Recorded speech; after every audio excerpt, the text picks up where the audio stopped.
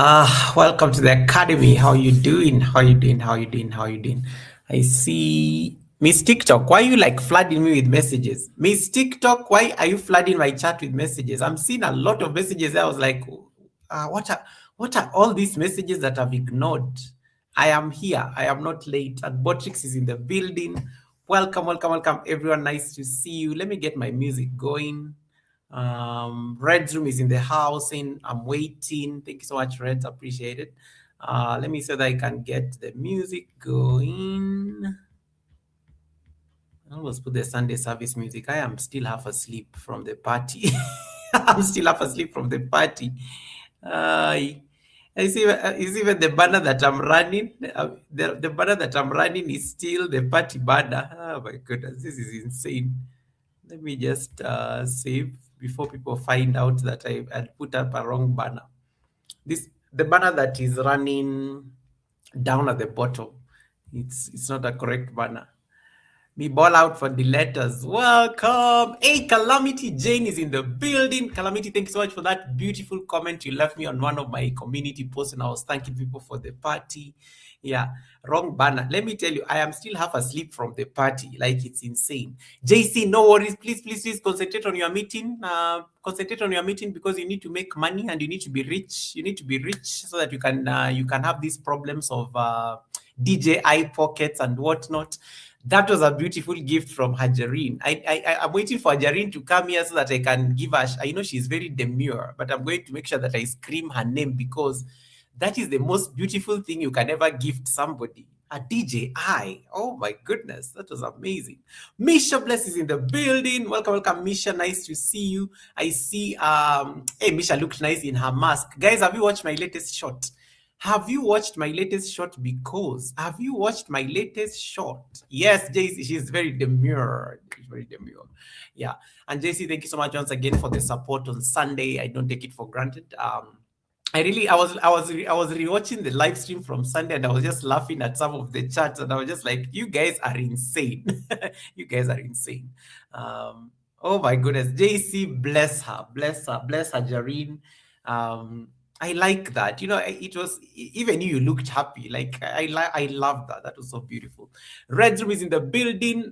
The host with the mostest. I should have said that. The host with the mostest. Welcome, welcome, Red Room. Nice to see you guys. I have some receipts on Red Room. And Misha, thank you so much for the song you sent. Guys, I think we are going to spend so much time here, me thanking you about the masquerade ball before I even start the class today. But Misha Bless, thank you so much for that beautiful song that you not only sang. Red Misha, I have some receipts. Red Room said that you did not sing. Red Room said that you spoke the song. This is how you start a war between people. Red Room said that you did not sing. Red Room said that you spoke a song. But me, I went and read the lyrics and I needed to hear that. You know, in the eyes of the storm. He's got my back. So thank you so much, Misha, for sending me those lyrics. I'm writing a quote. I'm actually writing a quote about, in fact, the affirmation for the Sunday service is going to be about that quote. And then I see CD is in the building. Welcome, welcome, CD. CD is amazing. Yesterday, Red Room Sun was over at CD's live stream. And then Red Room Sun decided to greet me. That is Ninja Junior. Red Room Sun decided to greet me. And then I'm like, does your dad know that you're on this live stream? Because I could literally tell that was not Red Room speaking to me, because there's a way Red Room and I speak on chats. It was literally Red Room Sun was over at CD's live stream. And it was so hilarious. It was so hilarious. And then he left. As soon he's like, oh, I am eating. He gave us every... Guys, if you ever want to get receipts on Reds, make sure his son has his phone. He will sing. He will spill all the receipts you need to know, because I don't even think Red Room knew that his son was over at CDET's live stream. We got all the receipts on what they were eating for dinner, where they had gone, all those things, because you just need to ask Red Room son, and he will just tell you. He doesn't hide. He just tells you what's going on, what's up. So thank you so much. See that, thank you so much for the warm welcome always in your community. Beautiful community you have there. And JC said that we need to have you over at the Sunday service like her, because JC is the one who introduced us to you. And JC says that, Goga, See, that needs to be at the Sunday service. He has a message, so I'm really looking forward to that Sunday service happening one of these days.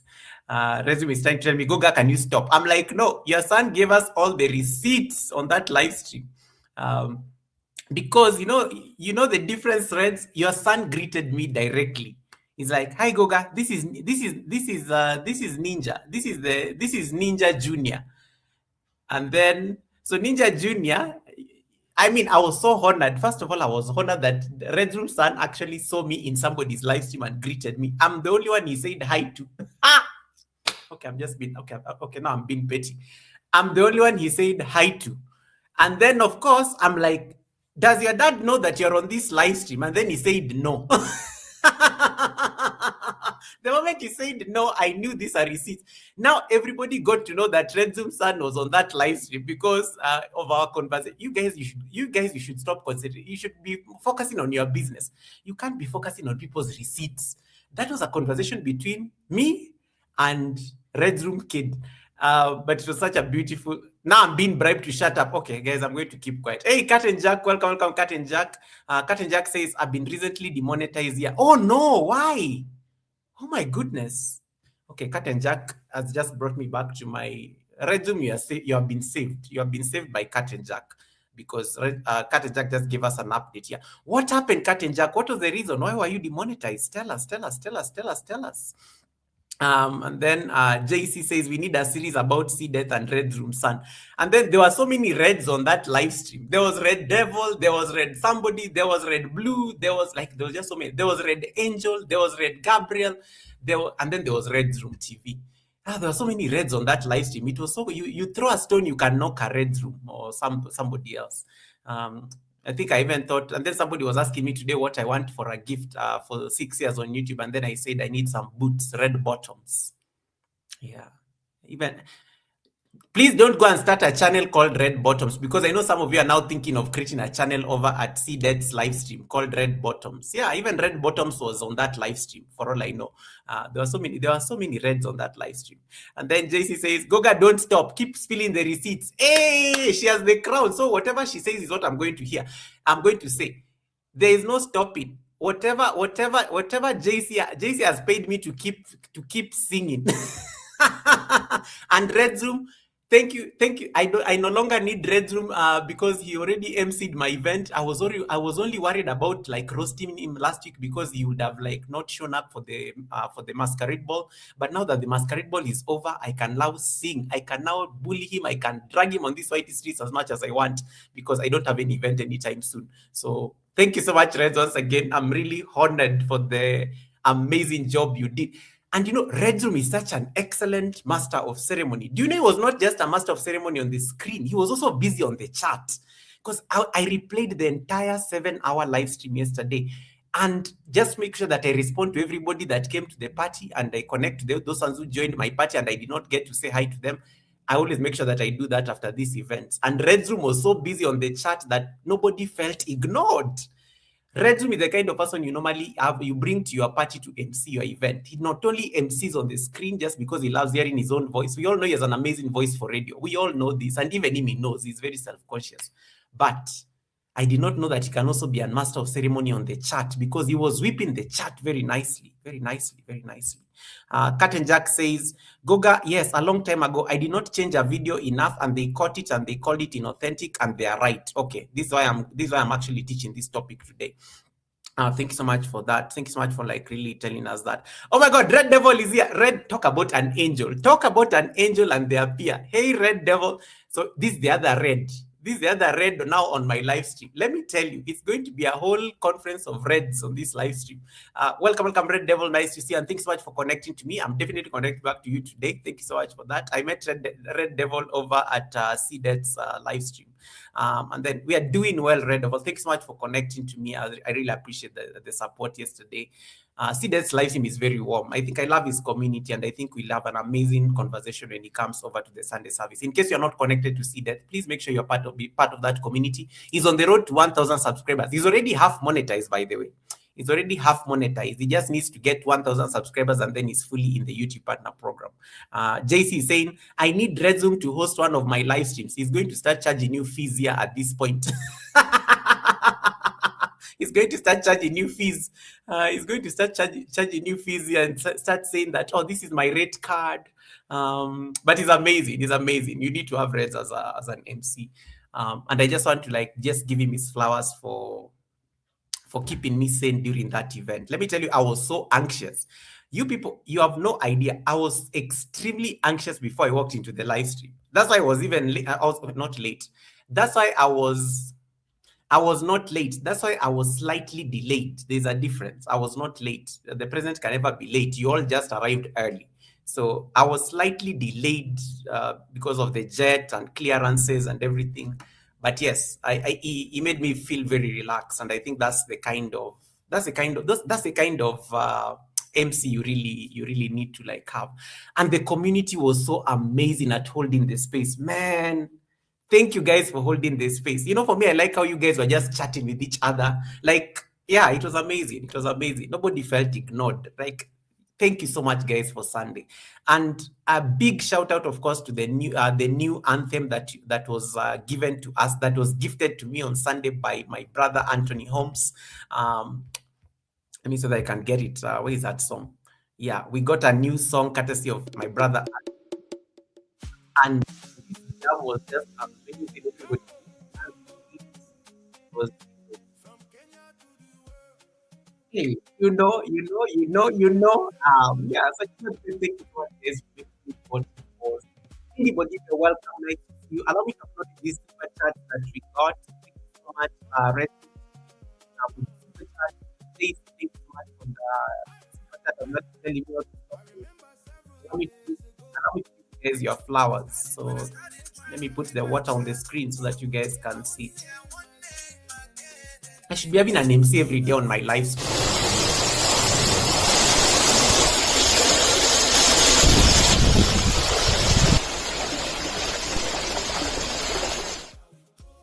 I should be having an MC every day on my live stream. My life would be so easy. Guys, let me tell you guys, I don't think I was cut out for struggle. I think I was cut out for the soft life.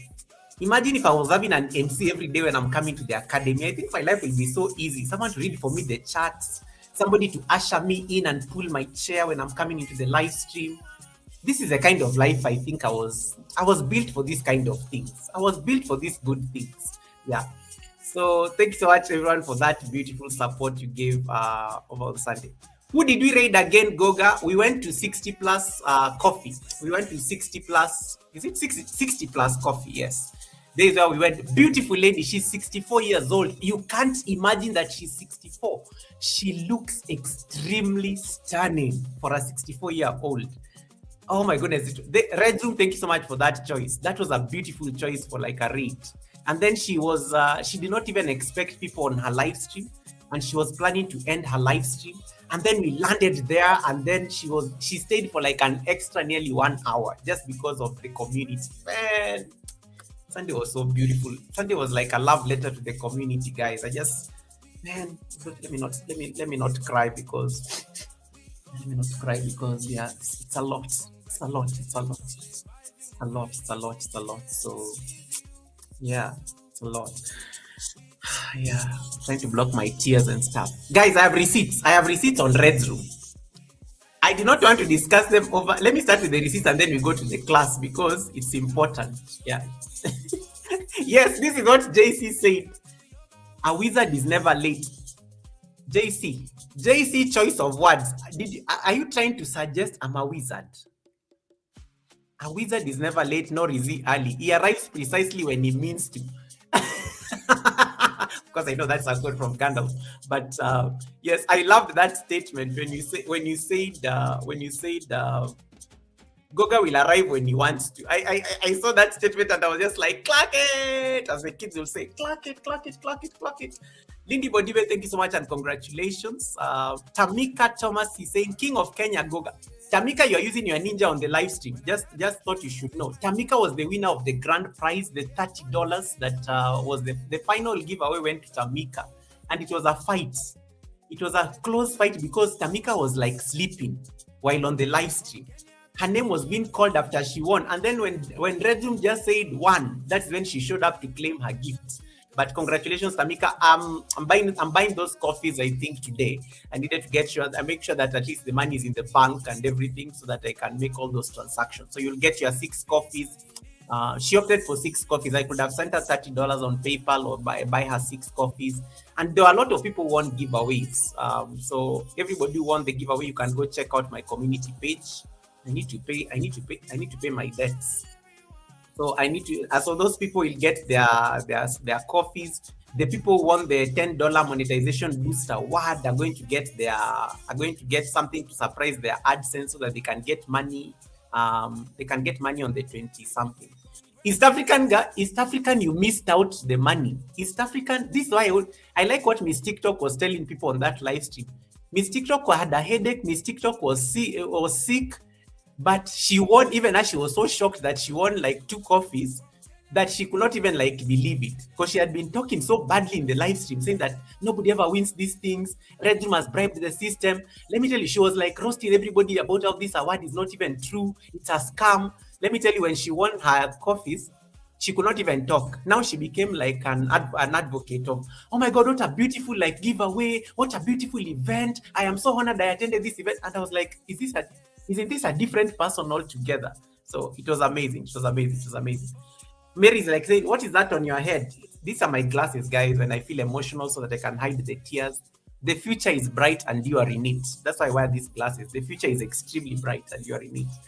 Fluffy Diva, welcome. Nice to see you and congratulations. Herald of Mary, welcome and thank you so much for attending the event as well. I think everybody on the live stream was at the event on Sunday. Thank you so much, everyone, for making it to the event. Yeah. Oh, it's time to start the class, guys. It's time to start. Today's class is going to be long, so I need to stop talking. East African says it's my birthday month. Yeah, well done. Happy birthday. Happy birthday. Yeah, so I think allow me to just say thank you. I've uploaded a very beautiful shot on the masks that people wore that day. You can go check out the latest shot. Who won the best mask? I have put all the 14 people who wore masks there. But let me tell you, somebody needs to stop Winston's Chronicles because guys, next time I invite you to an event, you don't go and shop for more than 10 things because you are not so sure which one you like. Winston needs an intervention. We need to call Winston for a meeting and sit down with him and tell him, dude, you overdid yourself. The man went and bought, I think, over 10 masks. And then he comes to my masquerade ball. He decides to wear 4 masks because he can't make up his mind. And then today leaves me a comment. Goga, I did not wear all my masks. Can you do an addendum to the party so that I can come and show off my masks? We need an intervention with that man. He's overdoing it. I don't know. He's overdoing himself. Was it even necessary? So you can go check out that shot. You will laugh like crazy. It is insane. Winston needs to be soft. You don't go and buy 10 masks. Goga has invited you for a masquerade ball, and then just because you're not so sure which one you're going to wear, look at his problems. Look at his problems. Some people have very interesting problems, to be honest. Yeah. No, Winston has he wore over 4 masks at the masquerade ball because he could not make up his mind. And he made us laugh because these masks were so funny. They were insane. And then, let me tell you, Winston is one of those people I really respect. I don't say I don't respect you people, but Winston is one of those people I don't expect to do certain things. He's a very serious person in the society. Winston does not do craziness like us. Winston, there's a place I put Winston. Winston is somebody I think hangs out with Obama, that kind of stuff. So when I saw Winston wear those masks, I did not know how to unsee him because now I'm no, he needs to be stopped. Bosede, welcome, Bosede. Nice to see you. How you doing? Welcome, Bosede. Yeah, but he did an amazing job. Let me tell you, I've been laughing so hard at all those masks. He kept on changing them. But you know what? I think that's the power of that's how we should be laughing. That's how we should be enjoying the community. It's that kind of craziness. Because if Red Room I don't mind. Red Room loves drama, so I don't expect anything less. If Red Room ever showed up at an event in a suit and looking serious, I'll be worried. because if Redzoom ever looked serious in any event, I would actually be worried, like something would be wrong with him. So now imagine Winston. Winston, Winston, you guys, you know Winston. So I've seen Winston in a suit and things. If you ever saw Redzoom wearing a suit, you know, like you'll be. If you ever saw Redzoom wearing a suit, you should be worried because I don't expect Redzoom to be serious. Like Redzoom is just fun and drama and jokes and everything. If I ever saw Redzoom seriously wearing a suit and doing serious things, businessy and all that, I'll be like something is wrong.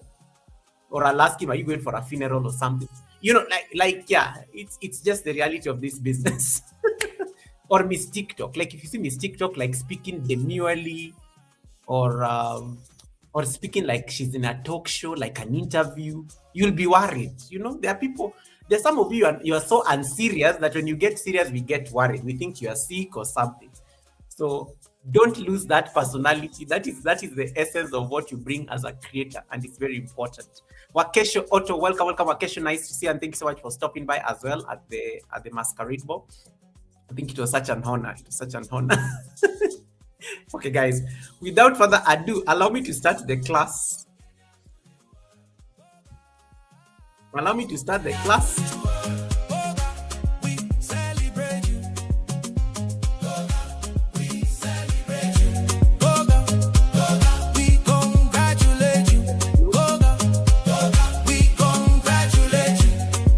Congratulations on surviving and driving 6 years in DZU.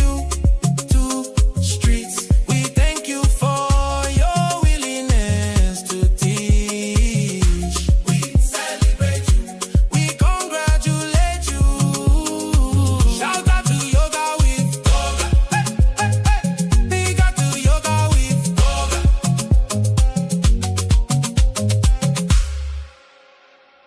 All right. That is none other than Anthony Holmes' masterpiece that he produced for us on our 6th anniversary on the YouTube streets. Mad respect to my brother Anthony Holmes, 71, music producer par excellence, for that beautiful masterpiece. Mr. Russian, nice to see you. How are you doing? Natechovi, welcome Natechovi. How are you doing?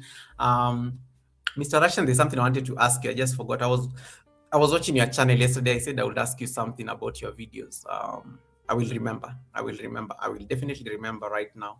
I always like have things to ask people and then I forget. But anyway, it's like a whole day. Yeah. So today I want us to talk about something that is a bit sensitive. YouTube has been on a mission. To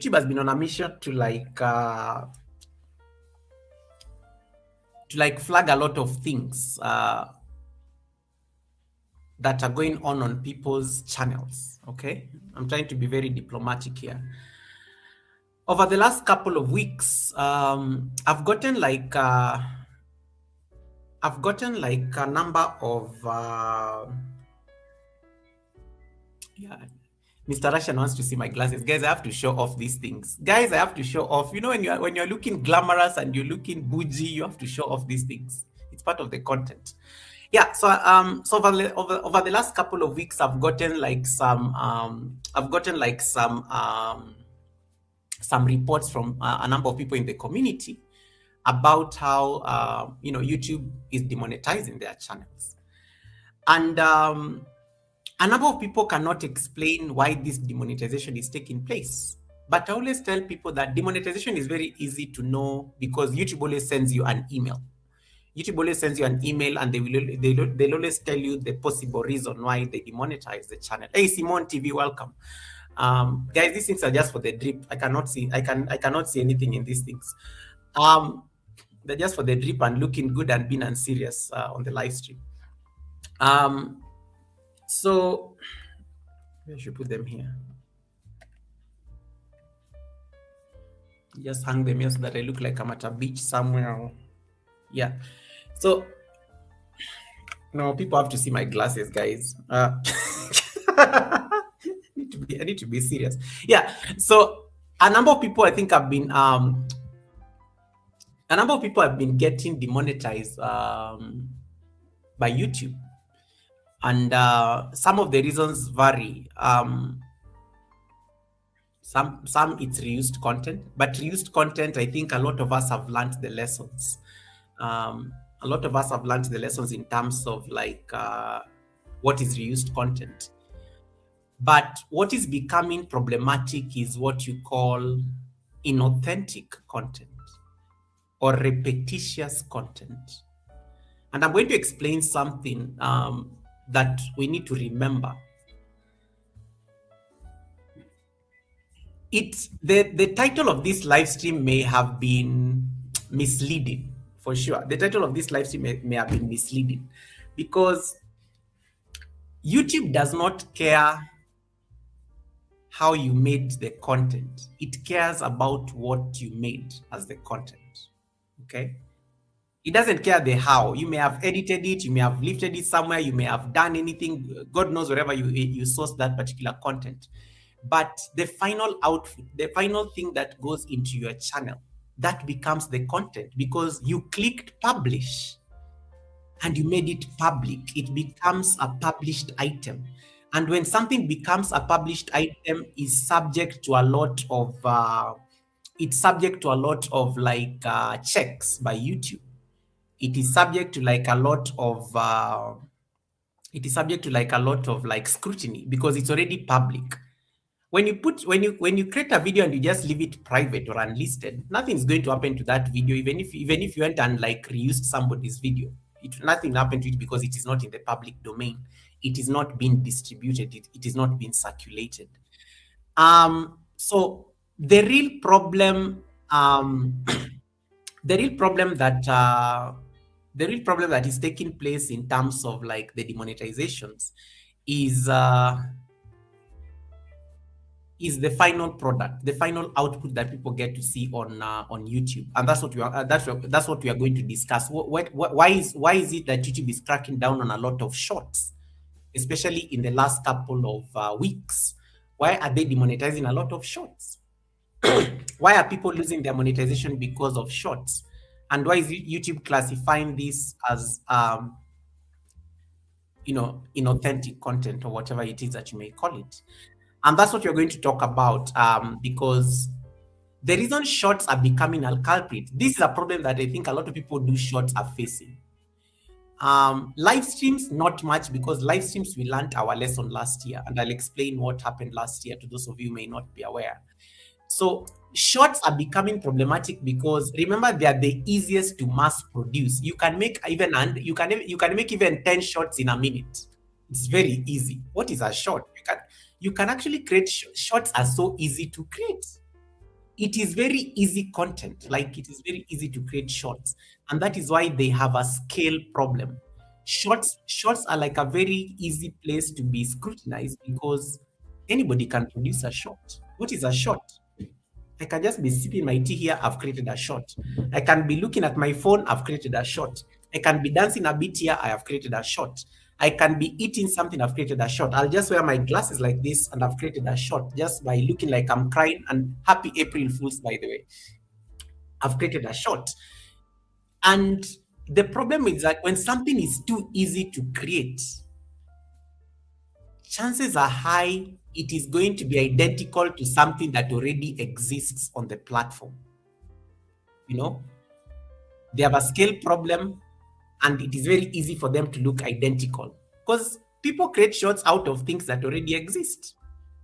Sometimes, unless you are creating an original video, but most times people just create shorts from what is already existent on YouTube.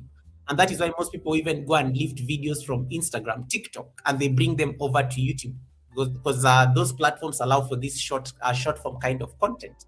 And just because a video is very popular on your TikTok platform and then you bring it over to YouTube, does not mean that it's going to like pick up, or it's not going to be flagged or something like that, because they can also check for that identical aspect of the content across platforms. So that is one of the problems. That is why one of the reasons shorts are one of the biggest culprits when it comes to being demonetized.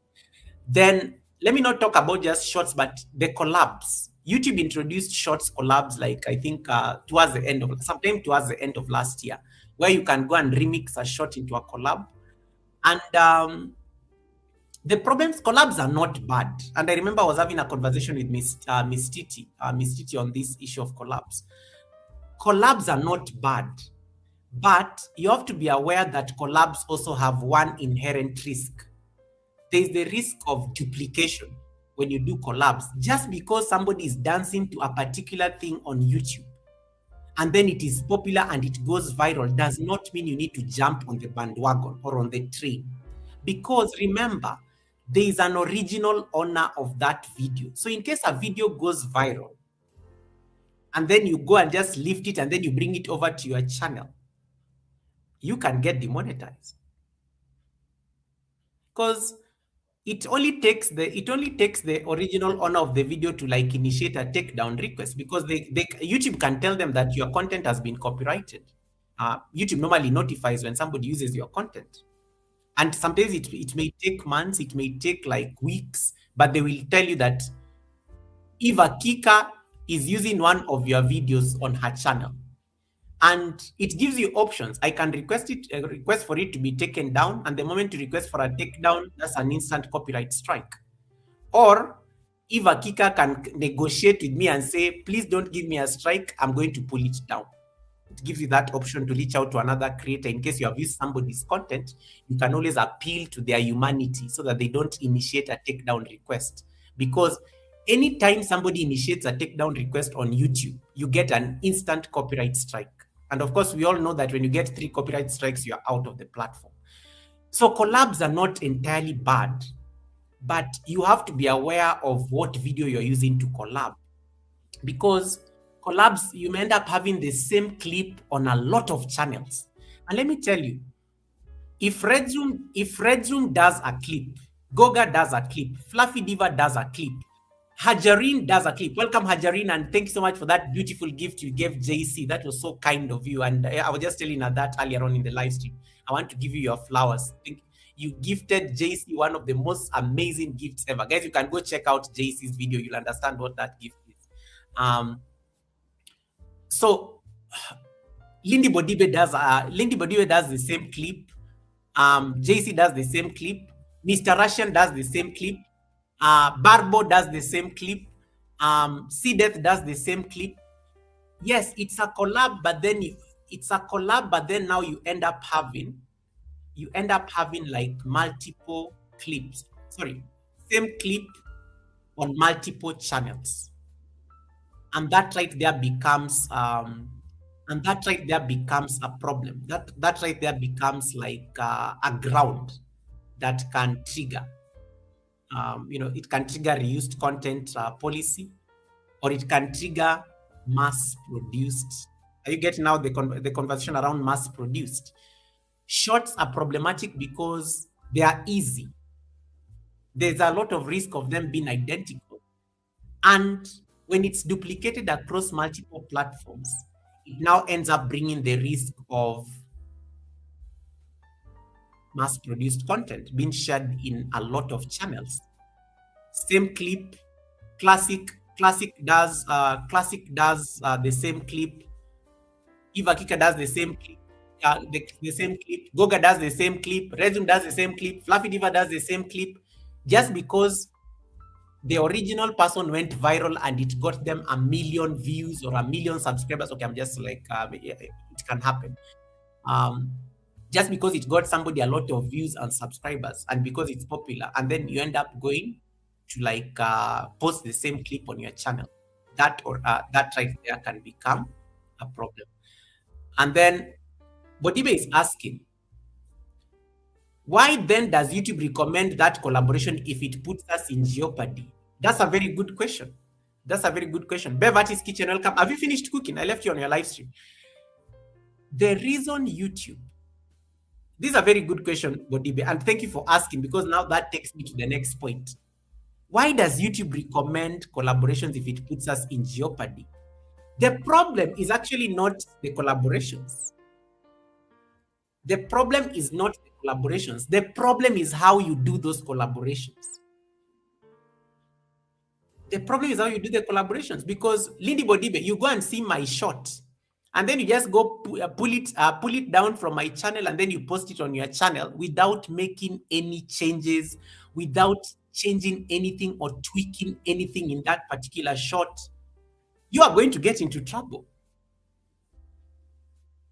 You are going to get into trouble because you just saw Goga is doing very well on this shot. Hey, Fabric Studio brother, how you doing? Welcome, Fabrics. Goga did this shot. Goga went viral with this shot, but let me go and post the same shot so that I can go viral.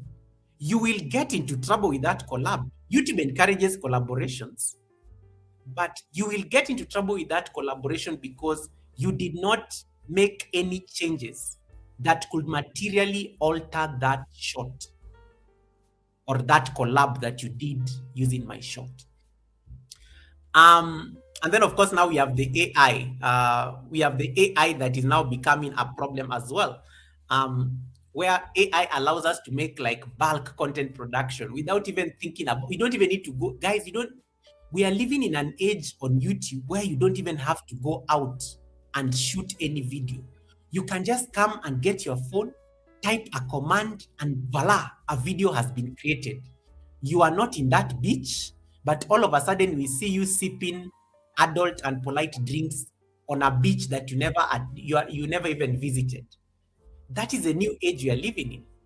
You can produce anything under the sun, and it's not really bad because YouTube is the one that is promoting this AI thing.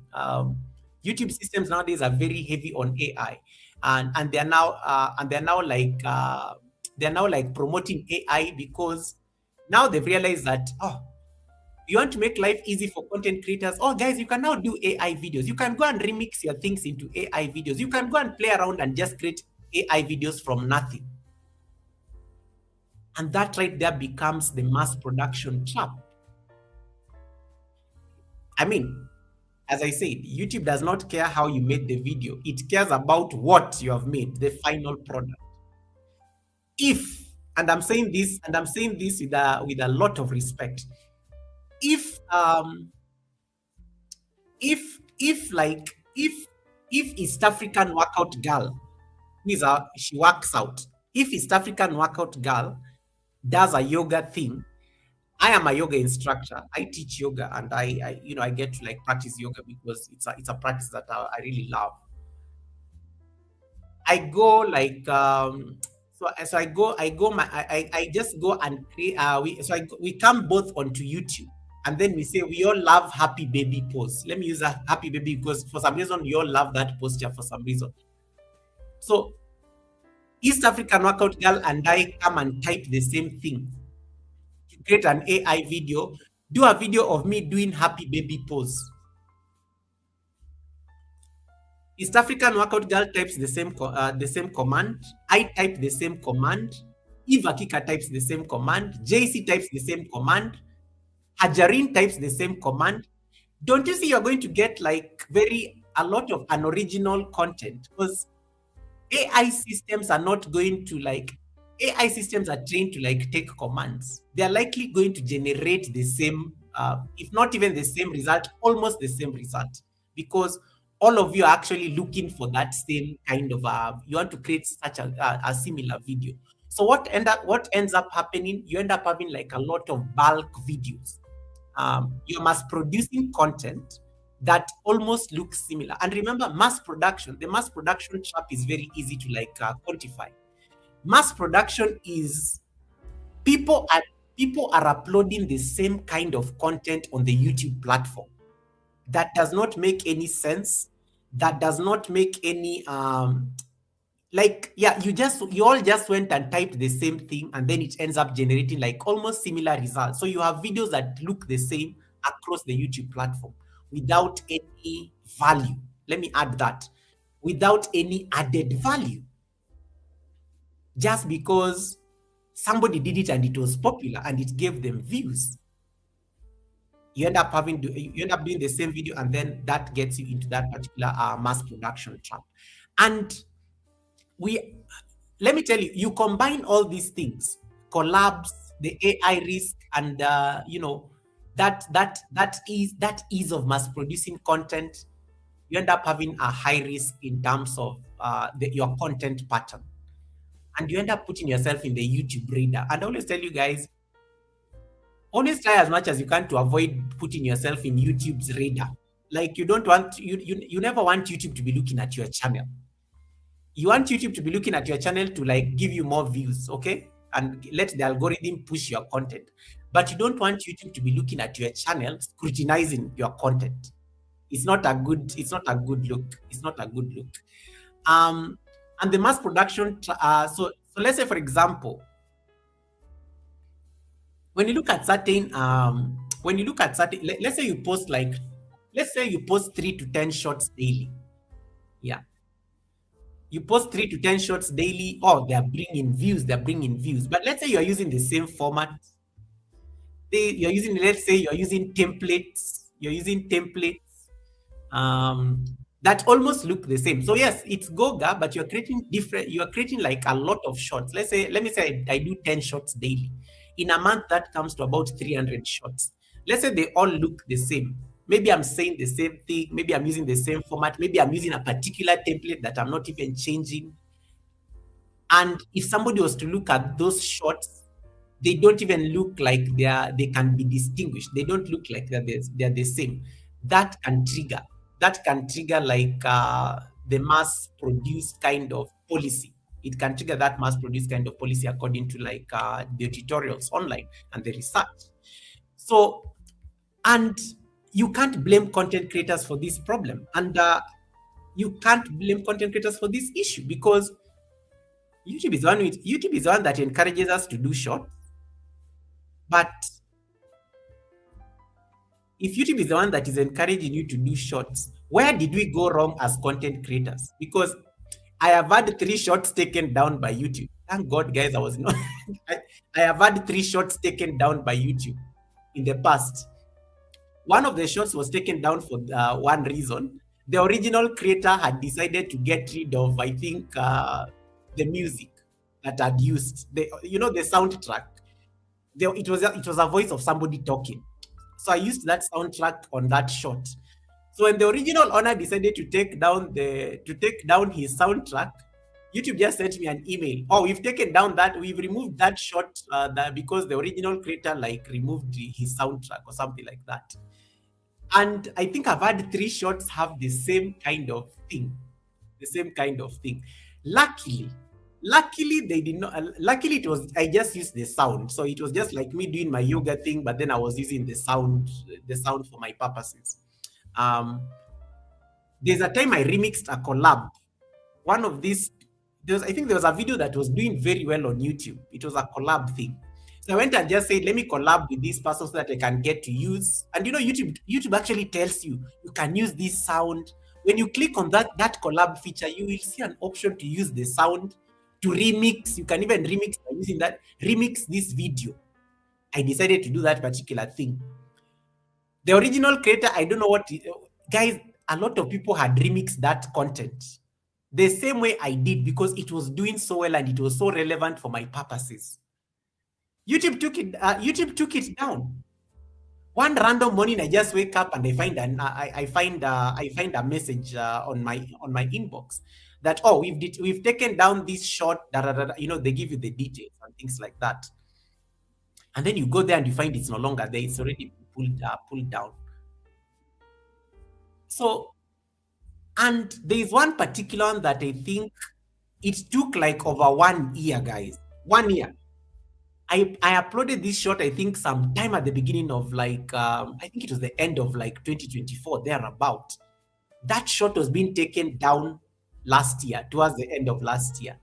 So these systems, are they trained in such a way that they always keep checking, such that when you lose the original momentum, then even your sins can catch up with you like months later, years later, and things like that? And that triggers you to start now understanding. So what then do they want me to do in terms of my content? Are they saying that collabs are bad? Not at all. Are they saying that using AI tools to create shorts are bad? Not at all. But most of us are falling into me being also one of them. Most of us are most of us are falling into the,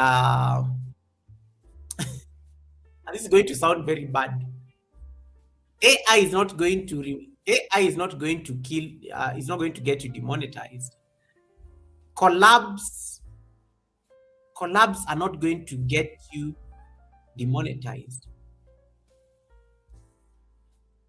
We got lazy as content creators because it's so easy nowadays to create videos using artificial intelligence tools. Laziness, we got lazy. It's so easy, guys. It's literally when you go to YouTube and you click on that thing, it even gives you suggestions on what you can do, like what I was teaching last week about the reimagine feature on YouTube. We got lazy, so we stopped even going out to shoot content. We just go get you just need to go get my picture, then I just go and tell an AI to can you animate me to look real, and that's it. Remember, it is the final product. So but then you can't also blame content creators. Maybe there's a lot of pressure to put out content. Maybe there's a lot of pressure to look for subscribers. Maybe there's a lot of pressure that we need to get more views. And shorts have always been the best platforms to give us views. Collaborations did not fail us. It is the unoriginality of collabs that failed us. We go get a very popular clip. We end up collaborating with that clip, but we don't change anything. We don't alter. We don't give it like value. And so in the YouTube systems are checking those things. They just say that, hey, Goga, you are Goga, we are not trying to say you are lazy, but we have noticed that your channel is like doing this. We have noticed that there's a lot that is going on your channel regarding this particular thing. And this entire drama goes back into the conversation around the July 2025 policy, because this is what is giving us problems. We get some very popular clips on the YouTube streets. Hey Trini, welcome Trini, nice to see you Trini. How are you doing Trini? Please say hi to Chris for me. Grace Marco, nice to see you. We get some very popular clips that are doing very well on YouTube. We go we of course we download them and we remix them for our purposes, but we forget one thing. We forget one fundamental thing. Does it offer value? Are you just like repeating the same thing that somebody has already done, posted on YouTube? Or where is your voice in that particular video that you're remixing? Let me tell you, if there's some videos I really hate watching on YouTube, and if you're a suspect, I am not targeting anyone in particular. I'm just saying these videos, especially these reaction videos where you are just there nodding without giving content. What are those things? Don't go and pick somebody's video and then you decide to put yourself down there and then you are just nodding. Is like, yes, clock it. YouTube always wants you, because that now falls into the into the trap of reused content, and reused content is problematic. Reused content can get you demonetized.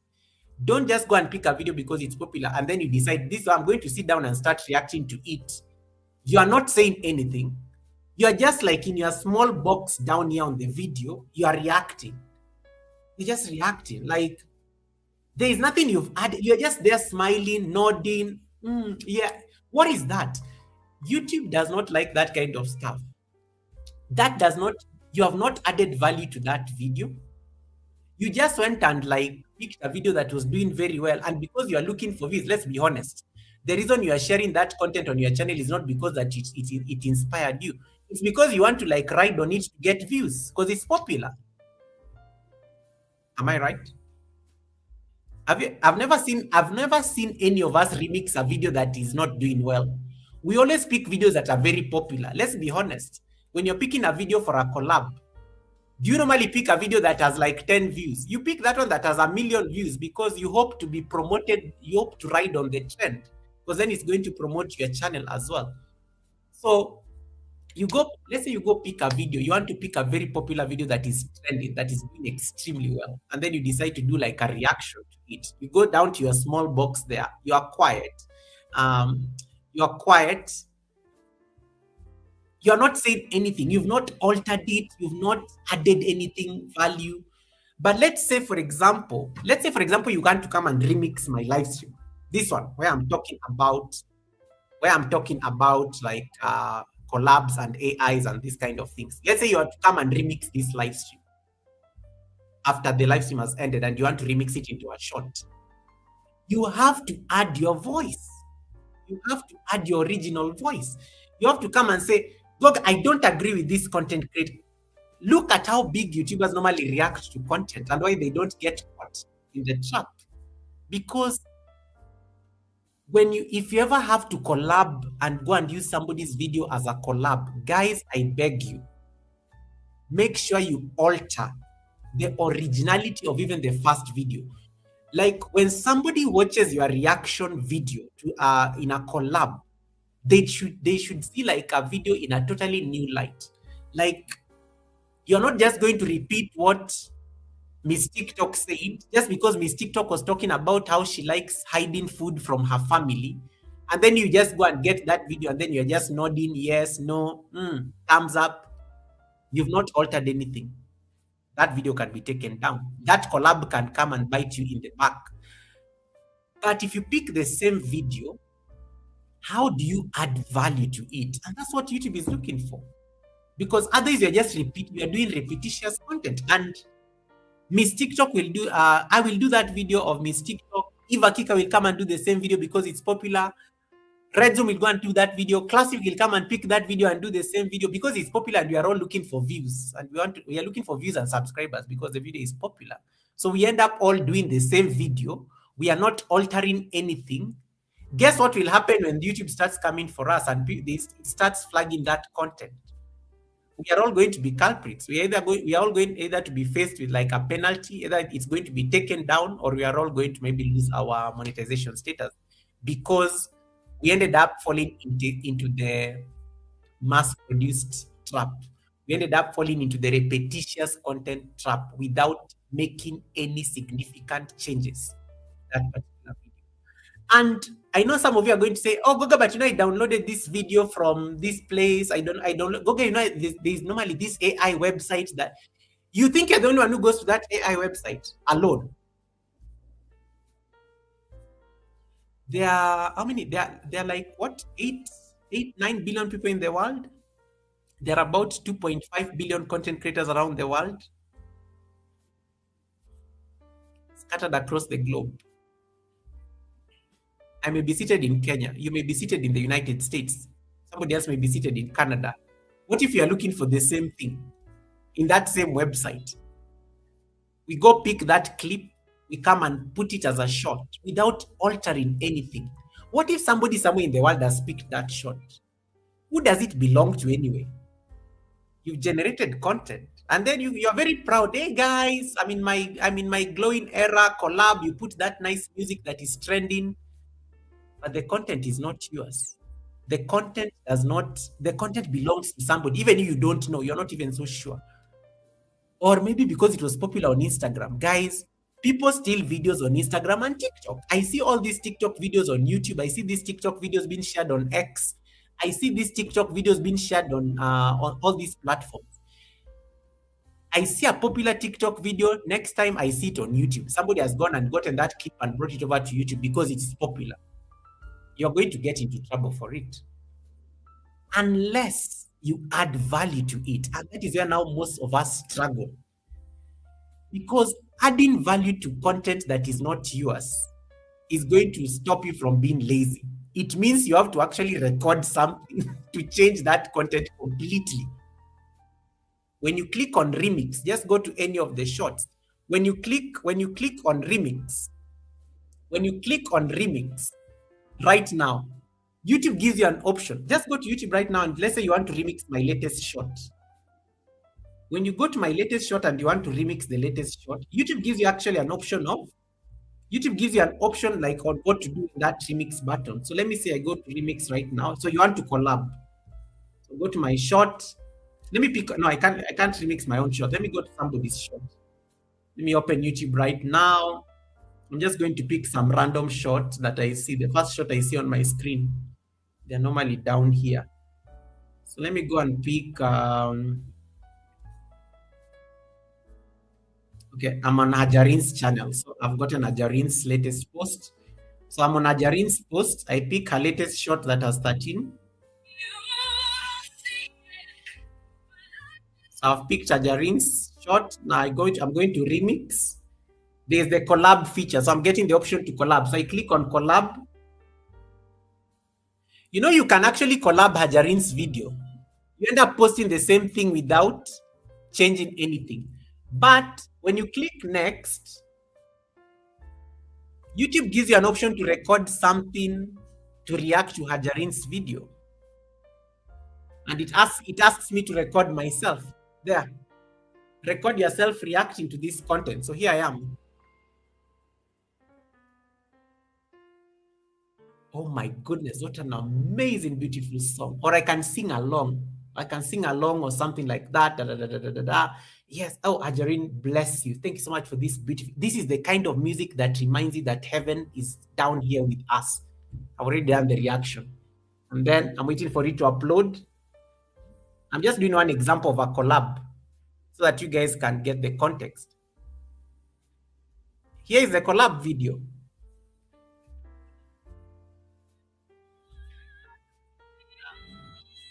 So this is Hajarin's like shot. I've done a collab video out of her shot.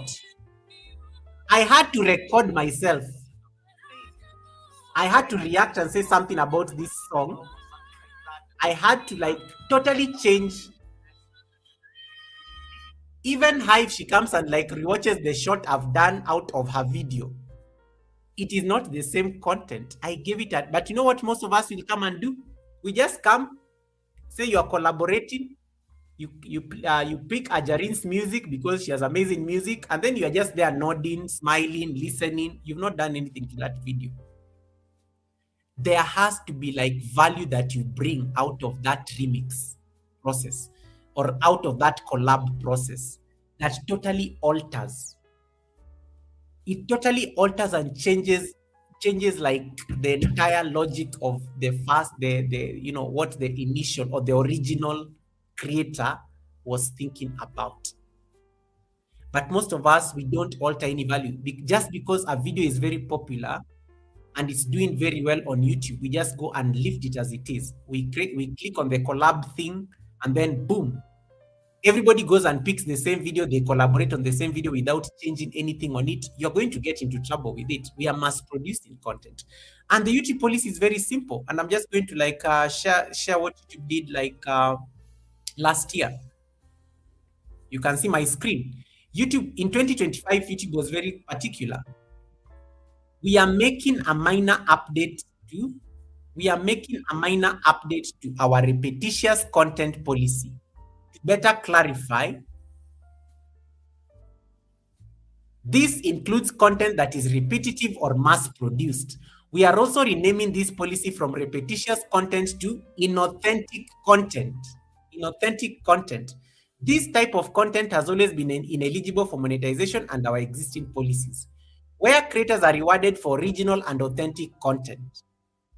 There is no change to our reused content policy, which reviews content like commentary, clips, compilations, and reaction videos. They are very clear in terms of what that means. Let me stop sharing the screen so that you can see this. And then that now say Goga, what is then repetitious content? And YouTube is very clear. Somebody actually asked YouTube the other day, and I like the kind of answer YouTube gave. Let me see that I can pull that answer for you. Hold on, let me just get it. We are going to read this together so that you guys can see what reused content is, and then we can slowly come down to now to the AI videos and the collabs. So, and even the voiceovers and whatnot. So look at this. Okay, let me see that I can pull it. So These are the frequently asked. This is a frequently asked question segment. Reused content and the YouTube partner program. And YouTube, I like how YouTube started this conversation. We had feedback that it can be hard. You guys can see my screen? Just confirm for me that you guys can see my screen. Hey, Winston, welcome, welcome, Winston. We did not talk about you. We did not talk about you, Winston. We did not talk about you. Welcome, welcome, Winston. Yeah. So let me see. Even if you change and do it like that, if the owner decides that they don't want you to use it, you'll still get into trouble. These are very good points, Simone. These are very good points, Simone. And that's why I think I always tell people, please remix your own videos and collaborate on your own videos. Because your videos are the only safest places you can actually do these particular things. Don't go and pick somebody's video because it is popular. Actually, Simone is very correct and Winston agrees. Always remix your own videos for your own safety, because then if you get into trouble, it is going to be your own videos that get you into trouble. Right. Then I love this. One thing that I read in the policy about Collabs is that you should focus on content that is relevant to the content that is within your niche. I love that 100%. Okay, I think I'm catching up. I think I'm caught up on the message. Chef Zed, welcome, Chef Zed. Nice to see you. Winston, where are your masks? Focus. Red Room, can you keep quiet? Red Room, can you shut up? Red Room, didn't I tell you to keep quiet, Red? Or I'm going to tell people about your kid again, and you already paid me hash money. There is nothing that we did. There is nothing that we discussed about Winston. I did not say anything. All right. Let's continue. Let's read this because it's important for you guys to read this, because I found this very helpful. And I will just read the entire text. We've had feedback that it can be hard to understand some of the policies we have for monetizing in our YouTube partner program, and our reused content policy in particular has raised a lot of questions. And then they decided to do like some FAQs. What does reused content mean? And of course, they explain what reused content means. Reused content is content that is not clearly your own original creation. Are we clear up to that point? It is not clearly your original creation. It may already be on YouTube or another online source. And then look at this part. And have no added significant original commentary, substantive modifications, or educational or entertainment value. Guys, if you forget everything that I say in this class today, screenshot this, go and paste it somewhere on your wall. Always look at this thing so that it reminds you that when you go and get content that is not yours, and you don't add any significant commentary, you don't modify it substantially, it does not offer any educational or entertainment value, you are doomed. And they explain to you what these things are down there. Compilations or clips that are edited together with little or no narrative. Did I just tell you about that? You're just there in your small box, nothing is happening. Short videos compiled from other social media. TikTok people, come to the front of the class. Collections of songs from different artists, even if you have their permission. Just because Misha Bless is singing and you don't have a permission, yeah, I hope you're getting that. Content that is uploaded many times by other creators without significant commentary or editing. Promotion of other people's content, even if you have their permission. Content downloaded or copied from another online source without substantive changes. Content that gets views from mostly non-verbal reactions to your videos without added voice commentary. YouTube wants to even hear your voice. Even if you don't do anything else, just put your voice in there. And they tell you that list is not exhaustive. I can share with you the link to this. They tell you that link is not exhaustive. So this is something that you need to like have somewhere in your wall. It has to be like be painted there so that you always know that in case you are doing any of this, it can get you into trouble. It can get you into trouble. All right. Hey, Fini TV Media, welcome. Fini TV Media, welcome. Now let us go to the AI. because they talk about AI content, and this is what they say about AI content. Let me scroll down there. They tell you something about AI content. Will AI, will using AI to generate images, to create voiceover or audio, or to create a script for the video, or to make the entire video get me suspended? They say not necessarily, but not necessarily, not necessarily. But then they tell you if the content is not clearly original, or if we cannot tell that you made the content. And they tell you here, we also expect creators to let their audience know when their content is altered or synthetic. Guys, so YouTube wants us to disclose, of course, that we are using AI. And they tell you that regardless if AI is used as part of your content creation process, they will still come for it. It's subject to suspension from the YouTube Partner Program if the content is not clearly original, or if we cannot tell that you made the content. This is where we sit. This is where we stand. And this is not like this is not me trying to sound alarmist or anything. But literally what they're telling us is that we cannot afford to be lazy when it comes to content. But guys, I love collabs because they are easy. I love remixing videos because it is so easy, and it's so easy. But guys, remix your own videos. Collaborate with people but it's even problematic because sometimes you end up go and remix somebody's videos, and then next time maybe you're not friends. Then they decide to say, I'm going to go against this person because they remixed my video. I no longer speak to Red's Room. I am going to get him suspended out of the YPP because we are not friends. And I know he remixed my video last year. So it's always safe to, unless it's really necessary, guys. Unless it's really necessary. These collabs that we are doing, let's be very careful. Like, yes, YouTube is encouraging them, but it's also like saying that you need to like totally alter the content so that it does not like look the same. It must be like substantive, it has to look like it's totally differently modified. But then, what business do you have then doing collabs in case they're going to get you into trouble? Why don't you just then make your own content? Or maybe just remix your own videos to be safe, or because they are problematic, and they say they want to see the educational or entertainment value. What is the value that you're adding? And you're not just there quiet. You're mute, and people are just seeing your face. There's no voice commentary. So at this point, they're just trying to say, Goga, can you stop being lazy and actually make content? Go shoot those videos, and then go modify and collaborate and remix your own videos, because you're the original creator. Nobody can actually come and claim that was their content. Literally, that's what they're trying to politely say.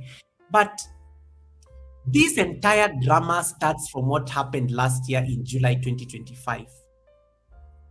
In July 2025, YouTube decided to change its policy. This was on July 15th, where YouTube updated its rules and said repetitious content became inauthentic content. And they explained it very well. This covers mass-produced, templated, or repetitive videos that are easily replicable at scale. You know, those videos that anybody can do with little variation. You've not made any changes or human input. And AI shorts, collabs, remixes, they're normally like the easiest target because we are using scripts. We are using AI voices over stock footage. You are not even aware that voice may be copyrighted somewhere. It's not like original voice. And then you end up uploading. You end up doing batch uploads. Some of you, I know you have like a lot of shots sitting on your private. You're just waiting to upload all those shots. You end up like uploading a lot of shots within a short time, and because you've not transformed these clips, enough. You've not made them like look so different from what from the original from the original place where you found them. They end up getting flagged. They end up getting flagged. And of course, the research says that your content must show significant original value. Either you gave a commentary, either you gave a very unique edit to a video that was not yours, or even you just totally went and transformed that entire clip. Now we are in a we are now in the age where now YouTube is using the July 15th policy to crack down on these shorts that we are doing, because they introduced this policy because we were doing loop videos. A number of us got monetized because of the loop videos. Let's be honest. We were just letting videos run the entire night and we had 100 people watching. Like the current thing, some of you are doing this current thing of, these quizzes. I see people doing quizzes as live streams. Like 1+1 is equals to something, and then you are getting a lot of attraction because people are struggling to answer the quiz, but you're not even there. You've gone to sleep for 10 hours. There's a quiz that is running. That can get you into trouble. That is mass produced. That is inauthentic mass produced content. And everybody is doing this quiz thing because it's getting people a lot of subscribers and views. So I'm always like apprehensive because I see a lot of people in the community, even monetized channels are falling into this trap. I see a lot of monetized channel doing these things on live streams. And I'm like, why are you putting your channel into trouble? You already got into the YouTube partner program. Create the damn content. Shoot the video. The views may not be viewing, but don't ruin your channel because of those things. Because the July 15th policy is very clear. They don't want that stuff, inauthentic mass-produced content, and most of us are still doing that particular content. I see people doing quizzes. I see these quizzes on Instagram. I see these quizzes on Facebook. Next time I see a quiz, somebody has posted that quiz on on YouTube. It's running as a live stream the entire night. Why are you doing that to yourself? That is inauthentic content. It's going to get you into trouble. Even if you're a monetized channel, you lose your monetization because of that craziness. But I always tell people, I don't tell people what to do with their channel. I observe a lot. I'm not an authority, but people tell me things. I get to know a lot of things because people like sharing me information. There are certain things we do to our channels and they are our own problems. We are the ones who cause those problems on our own because we want to grow so fast. Because you saw Helen Akoya do this video and Ellen got a lot of views. Ellen is like at 100,000 views on that clip. Now you also want the views. You saw Caris Royal do that clip and you're like, I'm also going to look for that particular clip. So everybody ends up having the same thing because that we are all trying to look for views. We are all trying to look for subscribers. But nobody asks, like, so when you are demonetized, for example, out of this content, and one thing, anytime somebody comes to me and tells me, Goga, I was demonetized, I always ask them, can you send me the email that YouTube sent you? Because I always know YouTube will give me the reason why you are demonetized. And sometimes they may not be explicit, but they will say, reused content, we found reused content or mass-produced content or inauthentic content. And then I will ask you, what is the latest thing that you did on your channel? And there's where people normally start. Those are normally now the uncomfortable conversations. There's a channel I'm trying to help them get back their monetization because they lost their monetization like 2-3 months ago. And it was the quiz thing. They were doing the quiz thing. So she had to delete all those videos. The watch hours dropped. Now the watch hours are now under, the watch hours I think are now under 1,000.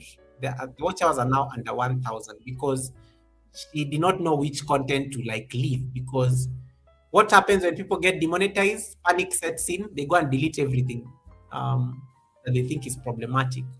Yet it's probably just one video that caused all that entire drama. One video maybe makes you go and delete a lot of things. When you delete your live streams, you're going to lose watch hours because remember your watch hours are tied to your activity on YouTube. When I do a live stream like this, the watch hours I get from this live stream are what are going to be added at the end of the live stream. when I delete this live stream, I'm going to lose the watch hours, because remember, the watch hours have to be tied to an activity. So she had to get rid of a lot of these quizzes. This quiz, you guys, you know the things I'm talking about, right? I may be speaking Greek to some people. Hey Juba, welcome Juba. You know the quizzes I'm talking about? Anyone who does not know what I'm talking about, so that I can explain. Yeah. Yeah, puzzles there. Chef Z has explained it. Those puzzles and quizzes that people like doing, those things. Those things. So there's also another channel. I think there's another channel that got what happened to them? Then they went and fixed their problems. So they got demonetized, and then they went and fixed their problems, and they got their channel back. They got their channel back. But yeah, these puzzles and quizzes, you know the stuff I'm talking about, right? Anybody yeah, those puzzles and quizzes, that's what I'm talking about. You know those things, right? Those things, yeah, those things can get you into trouble. But they are popular and everybody is doing them. And this is what I'm going to say. Just because something is popular does not mean that you need to do it. And sometimes it's like it takes a lot of conviction. You spend so much time building the channel. You know the suffering that goes in terms of looking for WH. Then one small mistake, one small thing, because everybody is doing it, ends up destroying your entire channel. Just because something is extremely popular does not mean that you need to jump on it. Yeah.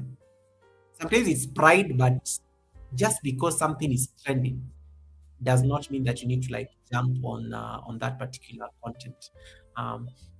Okay. Let me see a few comments. Hey, Tinion, Mike is in the building. Welcome, Mike. Mike is doing an amazing novel. We're waiting for it to be published one of these days. Welcome, Mike Tinion. Nice to see you.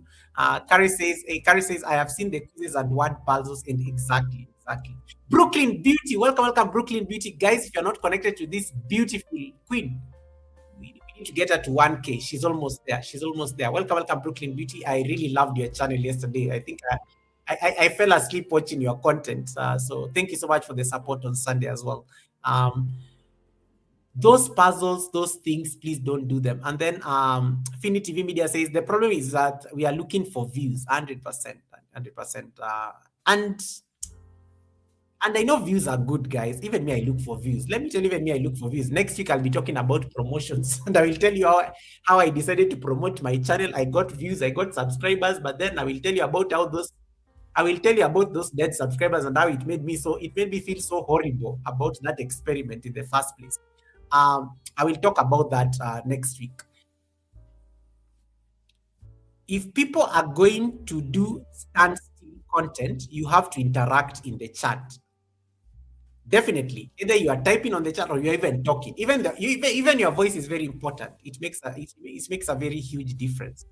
But guys, even if you are doing this standstill content, I like how the JC is calling it standstill. Even if you are doing the standstill content, please make sure the picture you are using. Don't go and download something from Facebook and Instagram and TikToks and then you bring it to us here on YouTube, because everybody has done the same thing. And that gets you into now this mass-produced, inauthentic kind of content craziness. So make sure that you don't, because most people go and pick those popular puzzles, those popular quizzes, because I see them doing rounds on Facebook and YouTube. Somebody pushing a donkey and then they do like solve the puzzle and stuff like that. And that ends up attracting that kind of audience. So please, those things are very popular, but they fall within the July 15, 2025 policy guideline. It is inauthentic content. It is repetitive content. It is mass-produced content. It is going to get you into trouble. So, and let me tell you, the easiest way of always knowing something is going to get you into trouble on YouTube. Always ask yourself when you post something, is it relevant? Like, is it relevant, or I'm mining views with this thing? Does it offer any value? That's the question you should be asking yourself. Like, does it offer any value? Like, if somebody was to watch this thing, are they going to like get anything out of it? And I like how I was having this conversation with Red's Room last week, and I like what he was saying when he was sharing his demonetization journey. And he said, Goga, I know my sins. I like how Redzum said it very well. Goga, I know my sins, and I even know the videos that have given me this problem. And it takes a lot of guts to actually admit that to yourself. You always know the videos that have given you problems. You always know every content. We always know the things we do on our channels. We always know the things we do on our channels. That thing that you do, that thing that even you are very sure that even you're not like even confident about it. That is the source of your problems on YouTube streets. If you're about to upload a video and the inner voice tells you don't do it, don't do it, Goga, don't do it, then don't do it. That is the voice of God telling you protect your channel. Don't do it. Just because something is popular, trendy, flashy, everybody is doing it, and then your heart refuses. I learned this, I think, a long time ago. If your heart refuses and does not want you to upload something, don't upload it. But if your conscience is clear and you upload it, then that's a different story. That's a different story. So those are the reasons you normally get into these kind of things. So always ask yourself these things, because let me tell you, there's some videos like there's currently a trending video on YouTube. I am so tempted to remix that video, but anytime I'm just about to click on that remix thing, and then I remember Miss TikTok's like shouting voice, I just stop because it is popular. And then when I ask myself, Goga, why do you want to remix this video? I'm like, because it will give me views. It will give me views because that thing is very popular and is currently trending. It is currently trending and it is about the current war. But deep down, I know I'm just being greedy for views. I know I'm being greedy for views and subscribers. It is not going to offer any value. It is not going to do anything to me or my channel. It is just going to massage my ego for me to feel good. And that is already not a good reason to upload it. So, yeah. So I have battled with that clip for the last 2 weeks. I haven't come around to upload it, and probably that's a good sign that I shouldn't remix it. I shouldn't do anything with that particular clip. So, would you watch this content for more than 10 minutes? If the answer is no, don't create it. Don't create it. I love that. Hey, Diesel, welcome. My brother Diesel is in the building. Thanks so much for that. And then Barbo says, the 2 times I did the puzzles, I had AI create them for me. Why did you stop doing them? I don't know how to say it. Helen made me, but then it was April Fools. So, Barbo. The 2 times I did the puzzles, I had AI create them for me. And then Winston says, don't ever cross-pollinate TikTok and YT. People get in trouble with those TikTok videos, by the way. Don't do it. Because everybody is getting those TikTok videos and bringing them to YouTube. And you're not the only one. And that falls into the mass-produced kind of content we are discussing. All right. And then Miss TikTok says, Goga, those guys, those numbers are dead. That is Miss TikTok, can you stop making me feel bad? Because I spent money. I spent money.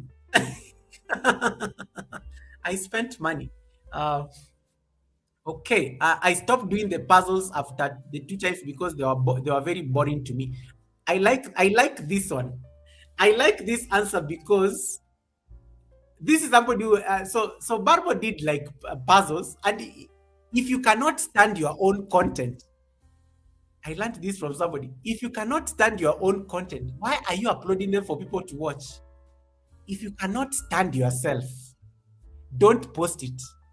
Why are you going to subject people through the same torture if you cannot stand yourself? I like this one. I like this conviction. If Barbo was convinced that this content was boring, I like that. Yeah. If Barbo could not stand himself with his like quizzes and puzzles, that was already a good sign to stop doing it. Totally. I love that. I think that one has answered everybody. Kare says, guys, I'm not wearing a hat. These are my glasses. This is not a hat. Even Russian thought it was a hat. Kare says, guys, I can't see in these things. YT has always made it clear that if your content is not original, then you must add value to the original content. Reaction channels are also faced with this issue, 100%, and it has to be totally original commentary. You've totally altered the entire life of the original video that you are reacting to, 100%. Then Simone is saying, always remember your why. I totally agree with Simone. Always remember your why. And then Brooklyn says, Am I being of service? I love that question. That is it. That is the question. Am I being of service with this video? And guys, you can be of service by entertaining people. Sometimes you're just posting a very funny clip. Somebody is going to laugh because it has the comedy aspect to it. If it is not educational, if it is not scientific, if it is not offering entertainment, which where comedy falls, guys, if it does not have any value, then don't do it. Don't post it. Don't post it. Don't post it. Don't do it. Don't do it. Don't do it. Don't do it. But of course, some of us we post because we have our own selfish interest. We have our own selfish interest that helps us, like, oh my god, I need to get the views. I need to get the views. But then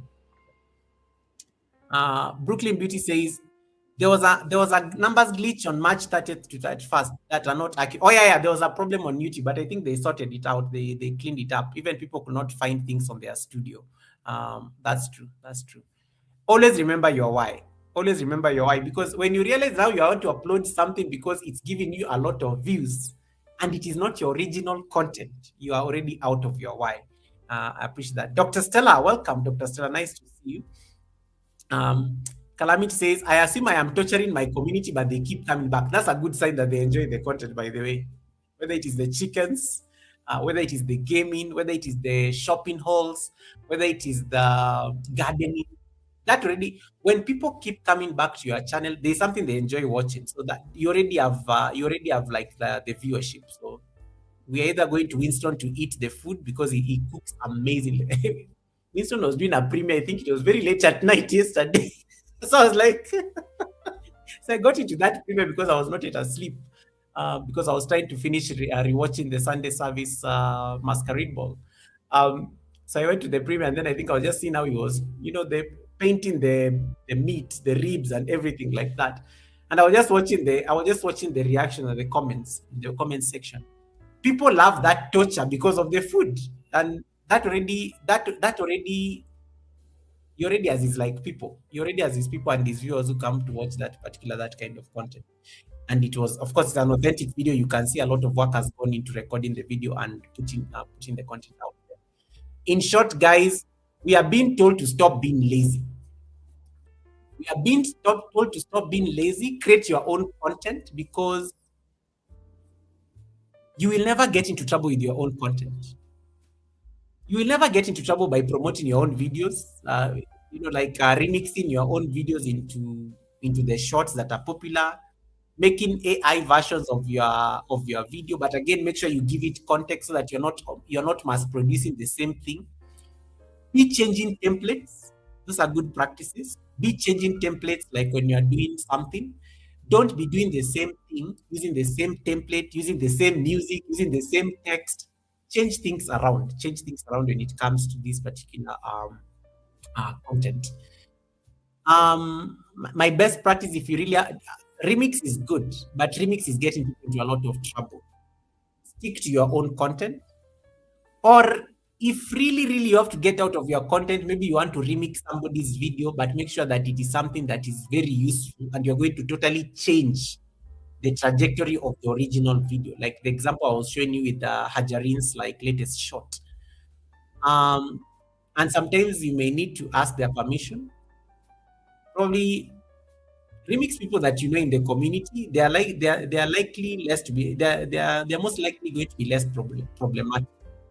But I know most of you cannot remix people that are in the community, because even then they're struggling to build their channels like you. You want to remix the videos of big YouTubers who have millions of views, and that is what is getting us into trouble in the first place. Because if you remix a very popular video that has gone viral, you are looking for a viral moment for your channel as well. And that is why most of us get into trouble, because we are chasing that virality in terms of the content. So, and that's why those things can get us into a bit of we can get mixed up into that bit of trouble because of that particular kind of content. You always have to remember that if something is extremely popular, the chances of it being mass produced are extremely high. Because if something is extremely popular, it means everybody is jumping on that bandwagon to go and recreate the same kind of thing, and that can get you into a bit of trouble. So it is unfortunate that the July. I don't think YouTube is demonetizing channels arbitrarily.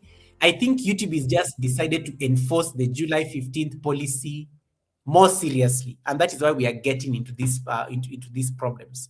Um, and for me, it's very simple how they say it: mass produce content, inauthentic content, repetitious content. That's literally what they're trying to tell us here in terms of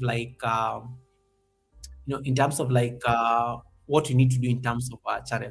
It looks like they're changing the game. They're changing like the rules in the middle of the game. But again, YouTube is a business. You have a lot of people coming onto this platform and they are creating channels, they're getting monetized, and now they have to share revenue with YouTube. They have to find a way, of course, to now manage the noise in this market, the noise in this particular market. And probably that's why now it looks like they are cracking down on these shorts. But ideally, they are cracking down on these shorts because, as I explained, these are the easiest things to create on YouTube. And when things are so easy to create, everybody is going to like be creating those things. And when everybody is creating those things, they are getting the views. And when people are getting the views, they're getting monetized. And when they're getting monetized, they have to share revenue with YouTube. And when they have to share revenue with YouTube, they end up like abusing the platform. And then YouTube now has to crack the whip, because it has to manage the platform in such a way that it's not like flooded with a lot of content that is not original. But at the end of the day, this is YouTube. Make your own content. It's about you. It's not about the AI. AI is just a tool. As I say, you can use AI to create a video. YouTube does not care about how you made the video. It is the final product or the outcome of that process that it worries about. And if the outcome is not a reflection of authenticity as a creator, that is going to become problematic. So we have to find a way on how we can make sure we are tapping into artificial intelligence as a tool, but not an end in itself. Not an end in itself that you forget the essence that is authenticity on this particular YouTube platform. And then another thing that I want to add before I get into the Q&A segment, before I get into it, so as I've talked about the policy, I've talked about the collabs and how you need to be adding value to it. I've talked about the AI, I've talked about the templates, I've talked about the value add aspect. If you're using AI and if your videos are synthetic, that English word is difficult. If your videos are synthetic, you need to disclose. And YouTube nowadays wants you to disclose those particular things. You disclose that this video was made using AI. It's not like a real thing. It's not a reflection of a real thing. You have to disclose these particular things, because then even if YouTube decides to like penalize you for that, you can easily appeal and say, but I disclose that this content is not like a real person. It's auto-generated by AI, and I used it for my particular purposes, for fun and things like that. It's important to like do that. And then the last thing I think I'll just want to say is these are the things that will help you work and just make sure that you're avoiding the pitfall. You want to add your voice. If you're a faceless channel, bring in the voice aspect. If you cannot put your face on the content, if you're very confident and you can show your face like some of us, yeah, let your face and your voice like shine into the content. Bring out your opinion, because opinion can be educative. Opinion can trigger engagement, and YouTube is always looking for engagement anyway now in terms of our content. People commenting about what you are doing, people commenting about your opinion and not agreeing with it is engagement. Whether they agree with you or not, it is still engagement. So an opinion, it can be something like an opinion. It can be a story. You can use AI tools to create a story. You can be narrating something like once upon a time, or what Simone was doing on Sunday, dearest gentle viewer, or something like that. It can be an aspect of storytelling that you're bringing into the video, even if it's not like the authentic version of you. Add those things: voice, face, opinion, or storytelling. You'll be safer. You'll be safer that way. You can transform comment in case you have to do collaborate. In case you still want to do collabs and you want to use people's videos for collabs, make it a commentary that totally alters the original opinion in the first video. So commentaries are a really great, are a really great place to start. Make it educational. You can add your opinion and say, I'm a teacher and my opinion on this issue is a bit different because in Kenya, I don't look at it this way. I've given a commentary, I've given educational value, something that has actually made you like learn something that you did not know. Or you can just create a narrative. You can explain, oh guys, I was over at Anastasia's I was watching Anastasia's video the other day. There's a difference, like sometimes about narrating something and going to pick that thing and come and post on your channel. And you can just go and like narrate it and then you reference it.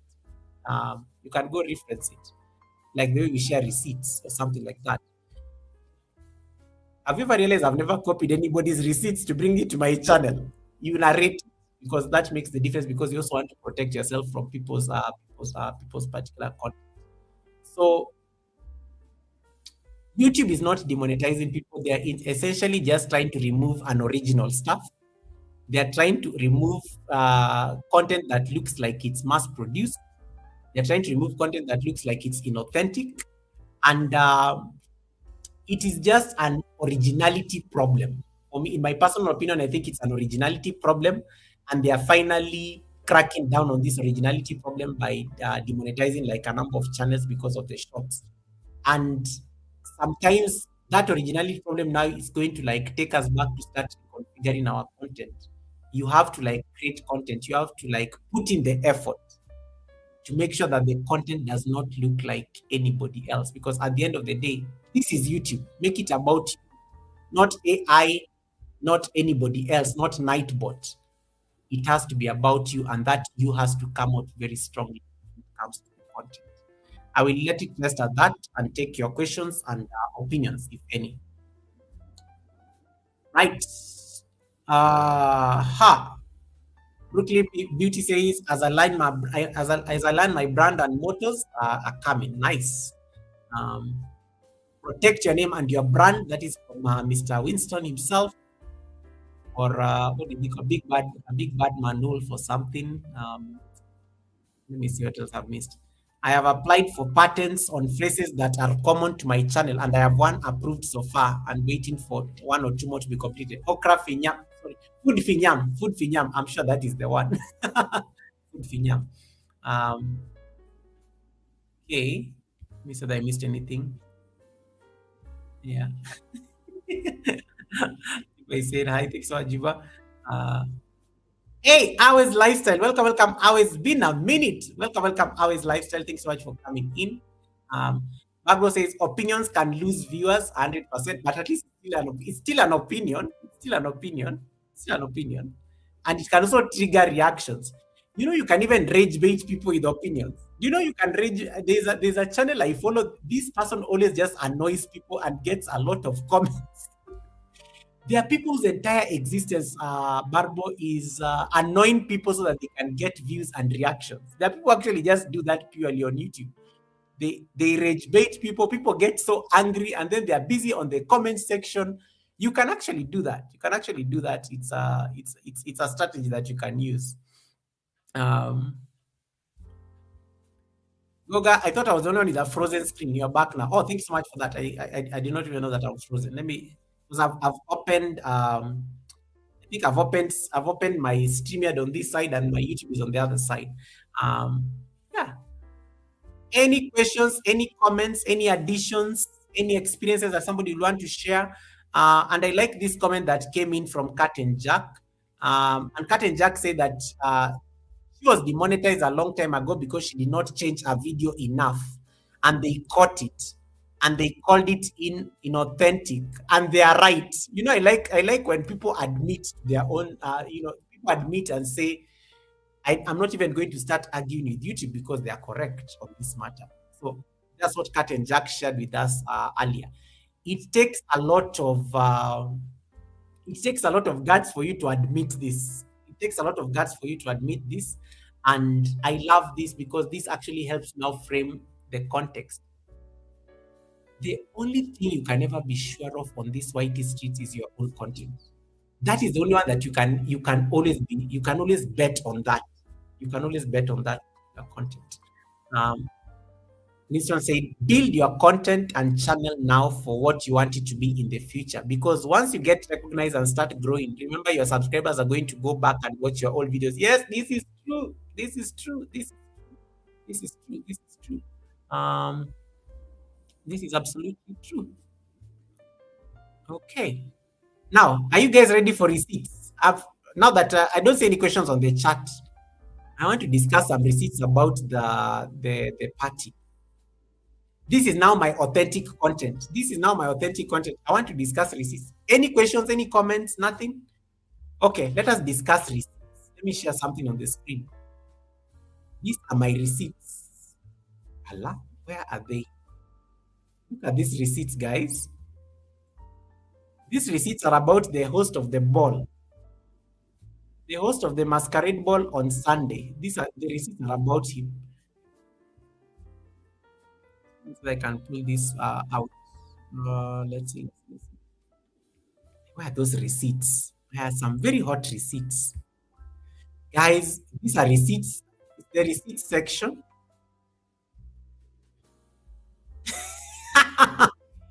Guys, on Sunday, those of you who attended the masquerade ball on Sunday, did you notice something about the MC?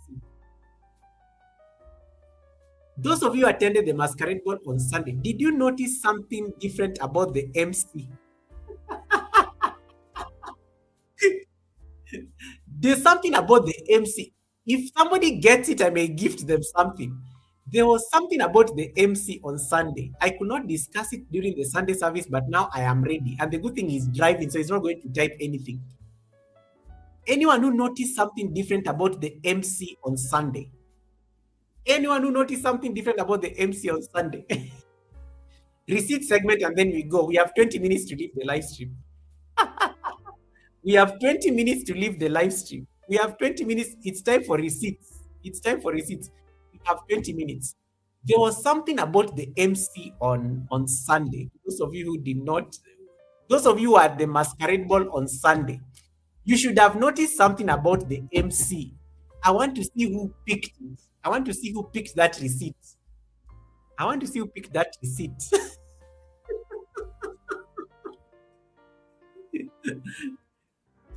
I know he paid me some hush money, but this one I have to talk about. This one I have to talk about. I can't go without these receipts.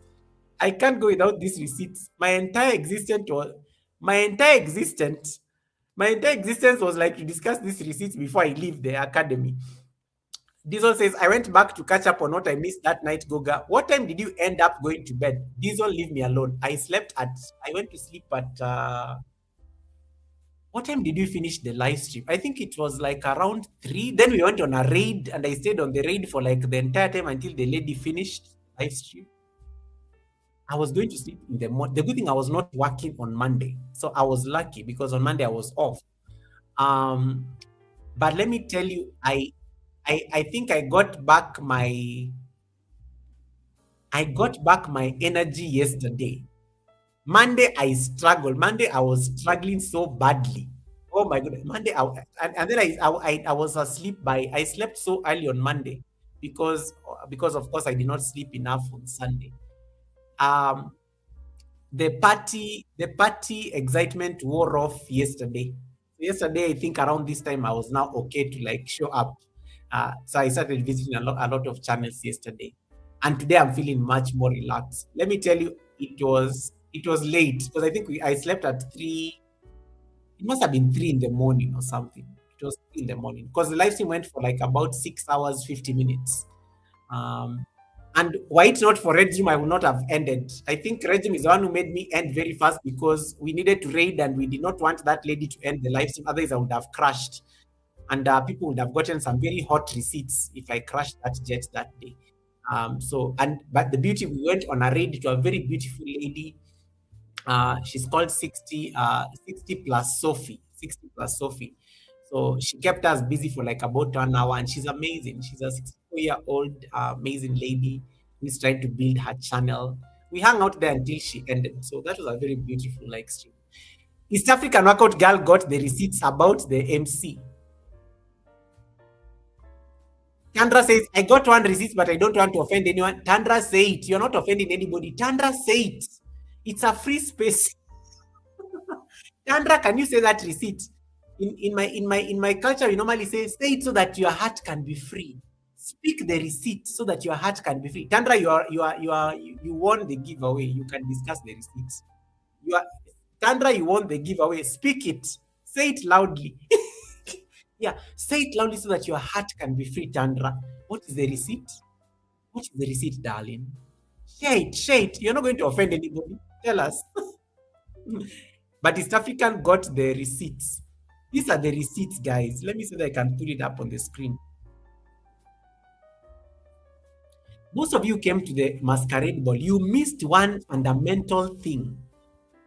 Only those who are keen must have seen it.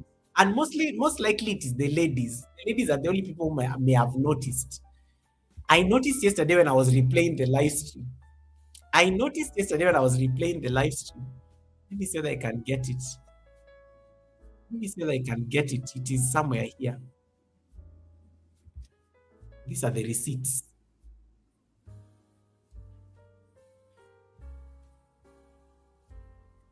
These are the receipts, guys. These are the receipts. You can pause and then I want you to zoom. You can pause and then I want you to zoom. Zoom into the picture. Zoom into the picture on the screen. Zoom like until you get to zoom into the picture completely. You will notice something. In my entire life on YouTube, and I've been on YouTube for 6 years and 6 years and 4 days. Let me just say that. I've been on YouTube for 6 years and 4 days. In my entire life on YouTube, ever since I got to know this man, Red Room TV, I have never seen his eyes until on Sunday. Did you notice how Red Room has very distinct eyes? So these glasses normally hide his eyes. You can go rewatch the live stream, go zoom onto his eyes. You will notice something extremely different about his eyes. I know now the ladies are laughing because they got in my entire existence on YouTube. I have never seen Red Room eyes. It just occurred to me. And I'm saying this because I am admitting because I saw Red Room eyes for the first time on Sunday. Now, yesterday when I was replaying the Sunday service, and then when he froze, and then you zoom nicely. Yeah, you zoom. You have to zoom like when go rewatch the ball, and then there's that part when he was like trying to get the program and figure out like the program and everything. At some point he froze. Then no wonder Red Zoom I think was very busy collecting receipts while on the panel, because clearly he was struggling to read things like everybody else. But but he has very distinct eyes. You need to go and check out Red Zoom's eyes. Very brown, distinct eyes. Red, you need to be wearing you need to be wearing contacts more often. You need to be wearing contacts more often because, guys, I finally got to see the man's eyes. That is content. Whatever you do with it, it is entirely up to you. You can go get that clip. You can go get that clip out of the masquerade ball. You can go remix it. I promise I will not give you a copyright. You can go remix it and then make it content about him. And then make sure you tag him and make sure you promote him so that the man can get some views in there. Go rewatch. If I was to go and replay the masquerade ball, go rewatch he did not wear glasses the entire time. On the Sunday service. But his eyes look very different. So in case those of you have never seen Red Room's eyes, you can come to you can go replay the masquerade ball. You will see his eyes. Very different, very distinct. He can see right into your soul. So these are the first receipts. And then the other receipts were these ones. These were the other receipts. Those of you missed this other receipt. This was the other receipt. The other receipt was this. Resume, your eyes are not red. Your eyes are brown. Like they're so distinctly brown. Like it's a very nice brown. Like it looks very nice. And I'm giving you this compliment. I'm giving you this compliment as my brother. Like, yeah, they're distinctly very nice. So I'm telling the ladies, go and check. Go and check. Go and check. Go and go and replay when the eyes are moving. You will notice the difference. And it is how he stayed with this mask the entire time until the event ended. He was able to stay without. He did not wear glasses the entire time. Miss TikTok, can you behave? I knew you were in the bushes just listening. Go and rewatch, and you'll see Red Room's eyes. They're very distinct. And then this was the other receipt that some of you missed. I have already uploaded the shot. This was the other one.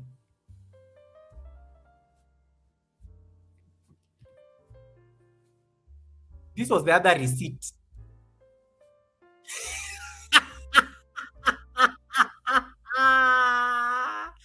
This was the other receipt. I am not going to say who this person is, but this person has been very active on this live stream talking about how they are a brand, how it is important for you to build your channel for the future.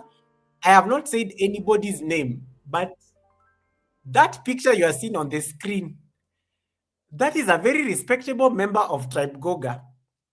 I am not going to say anybody's name. I'm just saying, can you stop? Like, guys, don't get me into trouble. This is the next receipt. I am not saying the person's name. This is the other person's receipt. I did not say their name, but they're a very respectable channel. They're very big on branding. They just told us about how they are patenting certain names and things. This was the other receipt. And then I did not say anybody's name, but when you look closely and you zoom on the chart, you will find who the receipt is about. And it did not stop there. It did not stop there. The drama continued until late. And this is what we had to go through, guys. And this leaves me the question, why are you people like this? Look at this. Look at this. Look at this. Look at this.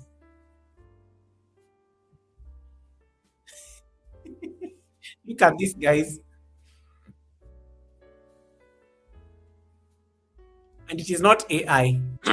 It is definitely not AI. It is definitely not AI. I can tell you for free. It is not artificial intelligence.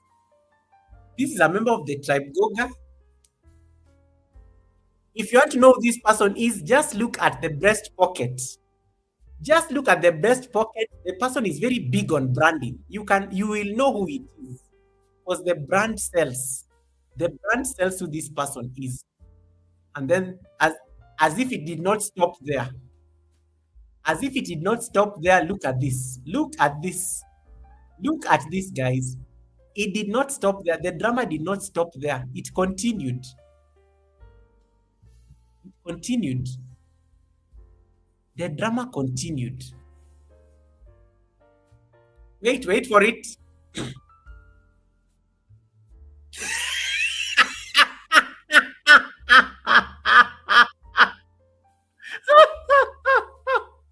Let me tell you, there's a sweetness when you replay a live stream.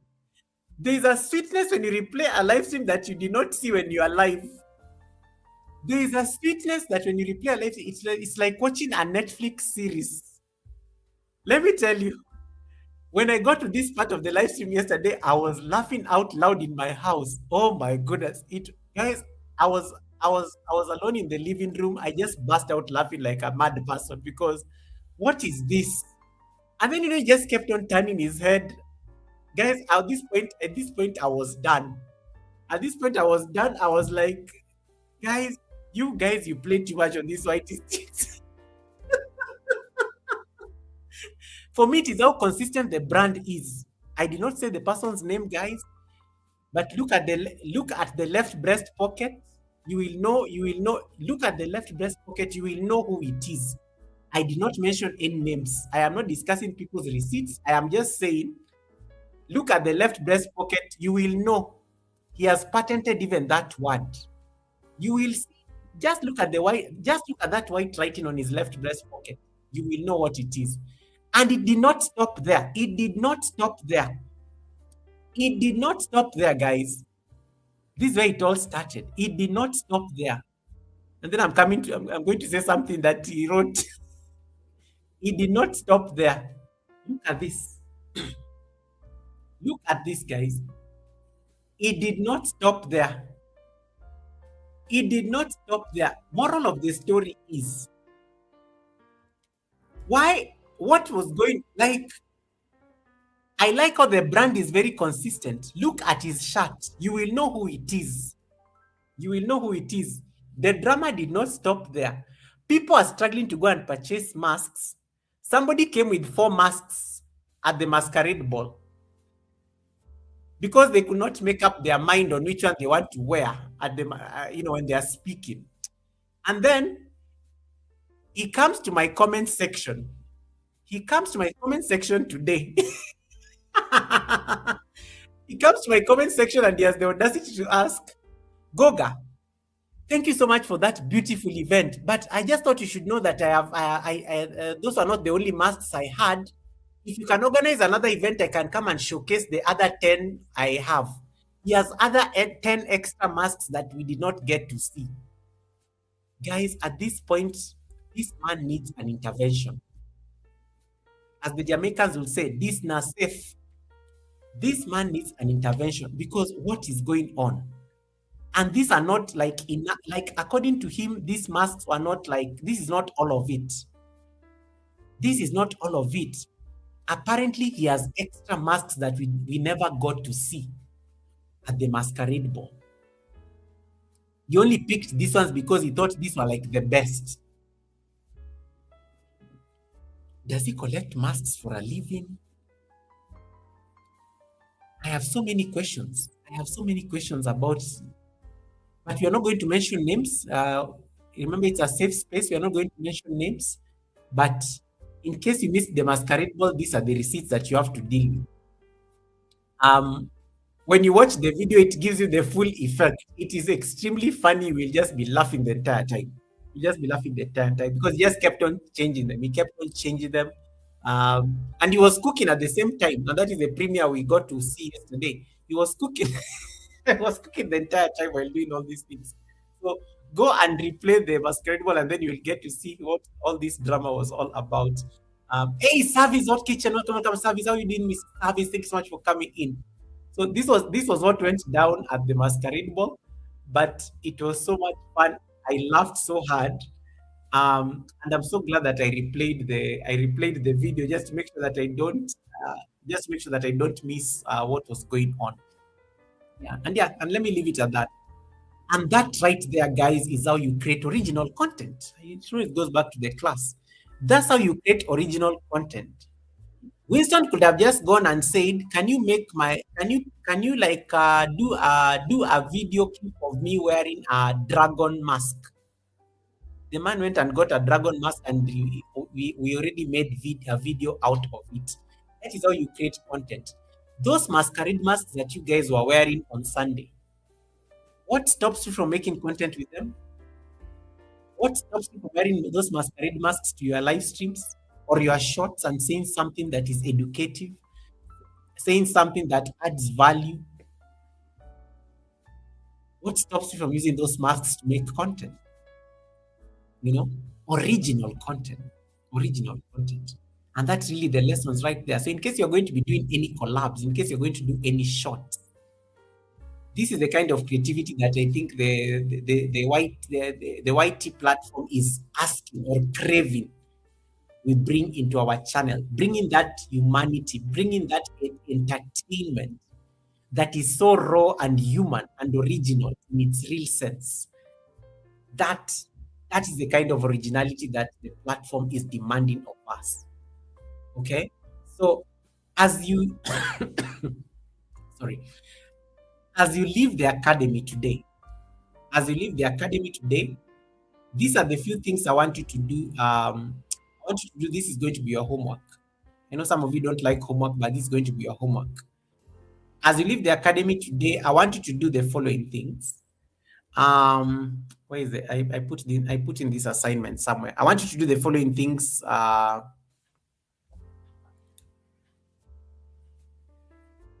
have it here. Yes, I want you to do the following. I want you to do the following things. Number one, look at your last 20 to 30 shots. There may even be many, maybe 10 to 20. Look at your last 20 to 30 shots. I want you to check whether you are using a similar template when you're doing those shots. Are there some elements that you are always reusing in those shots? Or you're making minimal changes in case you have collaborated with other people's videos? So audit your last 20 to 30 shots and check for that similarities, the templates, and the reused elements. Number two, add human value. So add human value in terms of the next shot that you're going to upload today or tomorrow. Can you do a voiceover of yourself or add a unique commentary, or you can even put custom effects on that shot? I can go and add maybe some ears or things like that. Just do like some custom effects to that shot that makes it very different or alters that shot entirely. So make sure that at least that you get to like add that human value. In a world that is like glorifying artificial intelligence, the human aspect in terms of content creation will always be what makes you stand out as a content creator.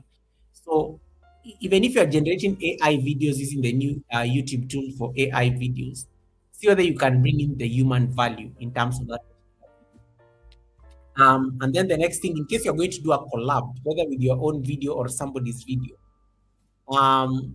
transform that collab heavily, completely. Music, cuts, it can be editing, it can be like it can be even adding a new audio. Those collabs, I want you to totally transform them so that they don't look like the original, what the original owner did.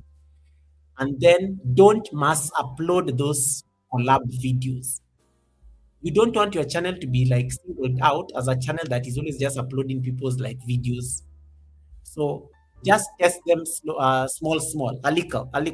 So you post like maybe one today, maybe another one after tomorrow or something like that, so that it does not look like you're mass producing or batch uploading videos that almost look the same.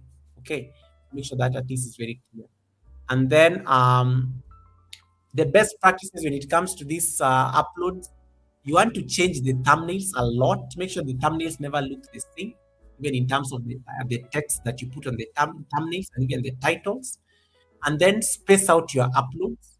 So don't go and upload like 10 shots in 10 shots in one day, and then tomorrow you're doing the same, and then on Wednesday you're doing the same, and things like that. You want to space out those uploads, and then disclose whether your videos are AI generated. I told you guys this is very important last week. Always disclose that your videos are AI generated. It's important for you to make sure that you do that. In case you are demonetized, and in case you're like addressing a demonetization problem, if they've already done it and you're convinced that it was your mistake, an appeal may not make sense. If you already know that you have sinned and you know that part of the appeal process, they tell you don't delete a video and things like that.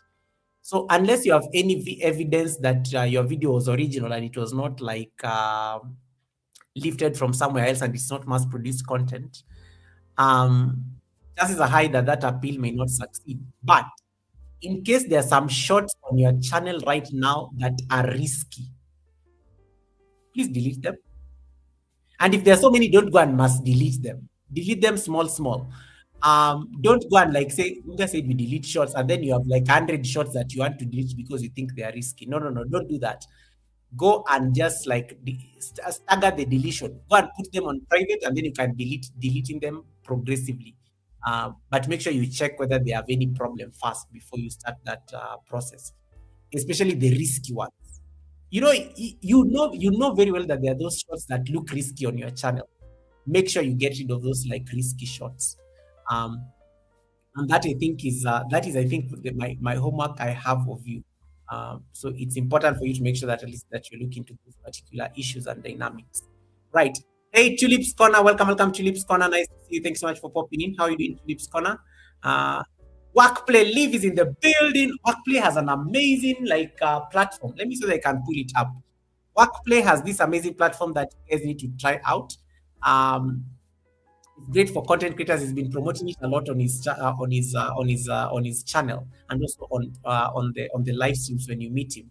I'm testing it out. Resume was able to share it with me, so I'm testing it out just to see how it works. So you may need to check out that particular dynamic. Okay. And then Chef Z says, Goga, I was expecting one more mask from We the Ladies because it was manufactured from herself. I know. I think I know who you are talking about. Workplay, nice to see you. Workplay, Live. Thanks so much for coming. Is there any comment, any question? Hey, Jared. Jared says, I just connected to you from CD. Oh, thank you so much, Jared. Welcome. Jared Celucci. I love your name. Jared, are you Italian by any chance? That sounds like an Italian name. Welcome, Jared. Welcome, Jared, and you're most welcome to this community. Thank you so much for choosing the academy. We are just hanging out here. We were discussing demonetization courtesy of shorts, collabs, and the artificial intelligence. So that's what we are trying to discuss on this live stream to see how people can add value to their content. But you're most welcome, Jared. Thanks so much for connecting. Any questions, guys? I think I'm done. We are ready. I'm done. Tulips Corner, nice to see you. Any question? Any addition? Any subtraction? Any subtraction? Oh, Jared says yes. I'm a full-blood Italian. Nice. Please leave me a comment, Jared. I'm going to connect to you. I need to check out your channel. Leave me a comment as well. Jared, guys, Jared Celucci from Italy. Yeah. And that girl who is greeting you speaks Italian, by the way. There's a girl who is just greeting you there. She's called East African Workout Girl. JC, I see the shade. JC, did you say you are busy attending meetings? JC, I see you giving me shade right there. JC, I see you. JC, I see what you just did there. Yes, Goga. Jared can get you a proper Italian masquerade mask. JC, shh. JC, the masquerade ball is over. JC, the masquerade ball is over. Nobody asked for you for that commentary about the masquerade mask. Jared, don't pay attention to don't pay attention to Jen. Leave Jen alone. Don't pay attention to Jen. She's trying to drag me here because of my masquerade masks. Yet I imported it from Italy. And they're trying to say it's from China. But it's from Chinatown in Italy. Yeah, there's a difference. I got my mask from Chinatown in Italy. Hey, Unfiltered Maria, welcome, Maria. Nice to see you. Thanks so much for coming in. Goga, have you heard there people can't go live directly? Unless they use. Goga, have you heard that there are people can't go live directly unless they use? Yes, this happens if YouTube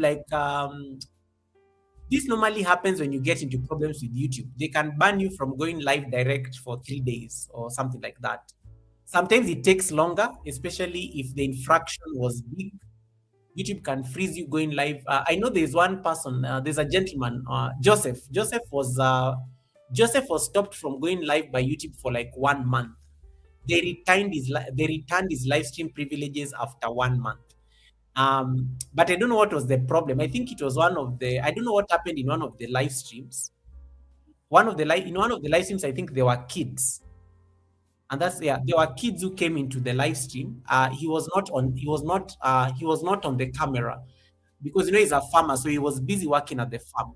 And then the kids came to the phone was just there because he was live. So the kids came and I think they lingered on alone.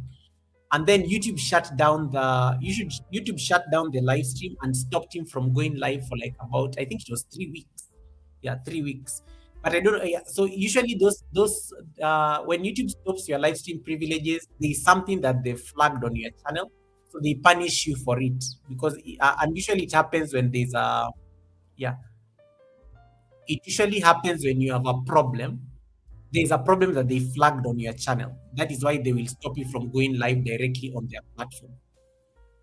That's my guys. I don't know that you have any experience with this because that's my best explanation of why. Because I think Joseph Wambura shared it with me the other day, and he waited for like 3 weeks. He kept on coming to the live stream. He's like, "Goge, I still cannot go live. Goge, I still cannot go live." And then eventually he was able to go live after the 3 weeks punishment had ended. But it's because there were kids on his live stream. And then YouTube, I think, flagged that as like there were minors on the live stream. Um, and they were there for long. Let me tell you, they were there for like a while. Like it's a different story when you have a minor for like a few seconds, but when like your camera was there and he disappeared for like a while, I think it was more than 5 minutes, and those kids were there for like a minute. So they will flag your channel for that particular reason. It's unfortunate, but yeah, YouTube is one of the things I love with YouTube as a platform. It's very protective of minors and groups. I like that's one thing I love about YouTube. It's and but probably also they are trying to protect themselves to avoid lawsuits and whatnot. So yeah, but it's because of like something that happened on the live stream. They will stop you from going live, so you have to use alternative ways of going live. Diesel says, yes, they will flag you for having unsupervised children on your live stream. I know somebody else it happened to. Yes, yes, yes, yes, yes. In case you know you have kids in the house,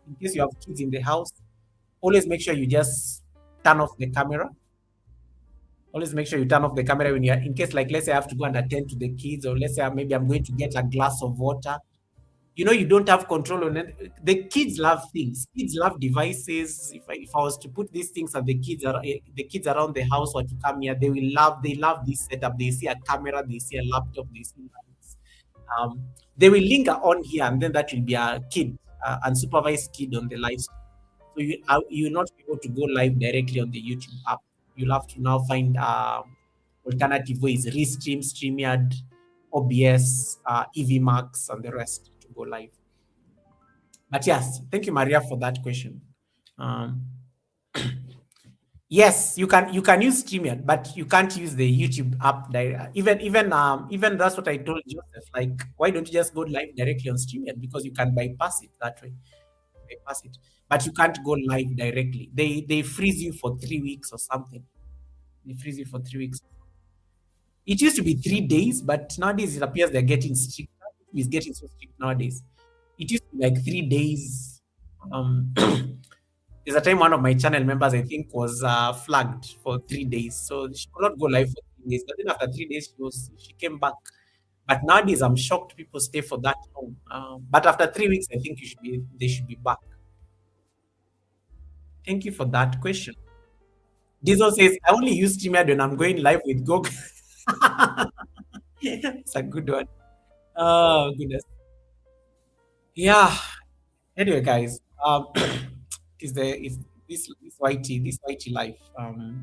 Community guidelines are other things that we need to talk about, but that's a different story. That's a different story that we can talk about. Thank you so much, East African Workout Girl. I'm also just about to leave. I'm already on my 2-hour mark. Any question? I know this conversation was very brief, but was it helpful? Has it like made you like rethink something about the content? Give me a thumbs up if it's yes. Like, give me a thumbs up on the chat, not like just like the live stream. Give me a thumbs up on the chat to confirm that that is done. Oh, there's something I wanted to show you guys. Did you know that you can make your live stream visible on the vertical platform? Did you know that you can make your live stream visible on the vertical platform even if you're doing horizontal?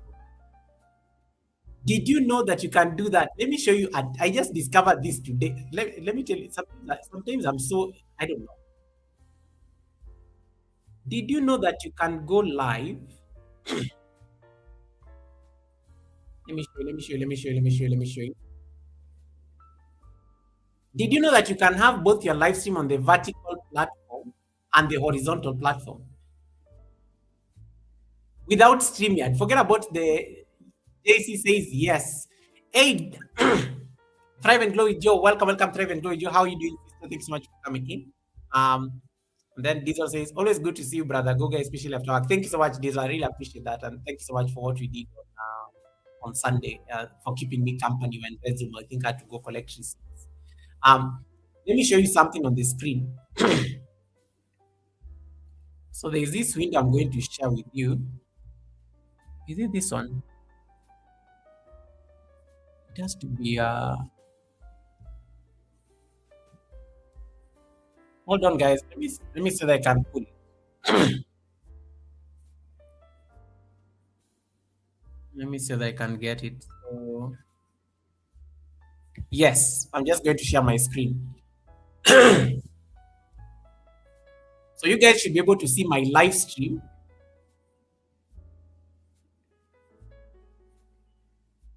JC says,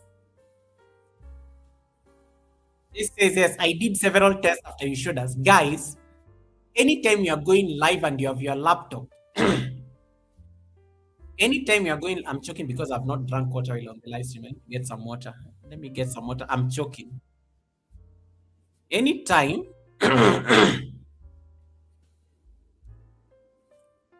you guys should be able to see my screen. That is my current live stream. That is my current live stream, okay? So I'm going to click on something here. Look at this magic. Anytime you are like on a live stream, come and click on stream settings and then turn this thing on, dual stream. Always turn this thing on. This dual stream thing down here. Guys, let me get some water. I think I'm just about to choke. I'm coming back. Get some water. I'm choking. Somebody remind me in case I come and I've forgotten where I've stopped. I'm getting some water. Give me like a minute. I'm coming back right now. Let me just get my yeah. I can't speak for long. I need to get some. Coming back.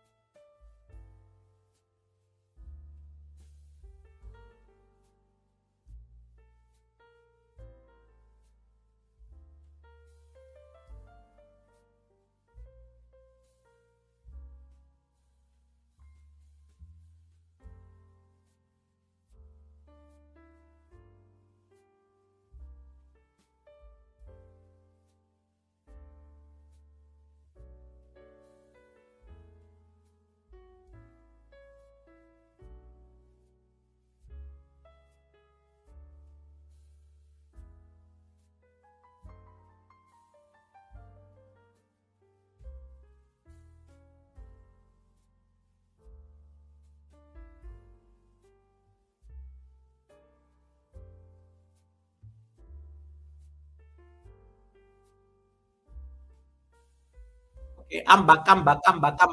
Okay, this is what I was saying.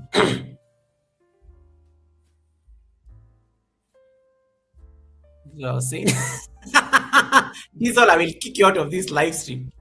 Diesel, nobody asked you. Nobody asked you for the commentary. Okay. So, okay, joking. I need to leave the live stream actually. So, are you seeing? You need to come and turn this thing on.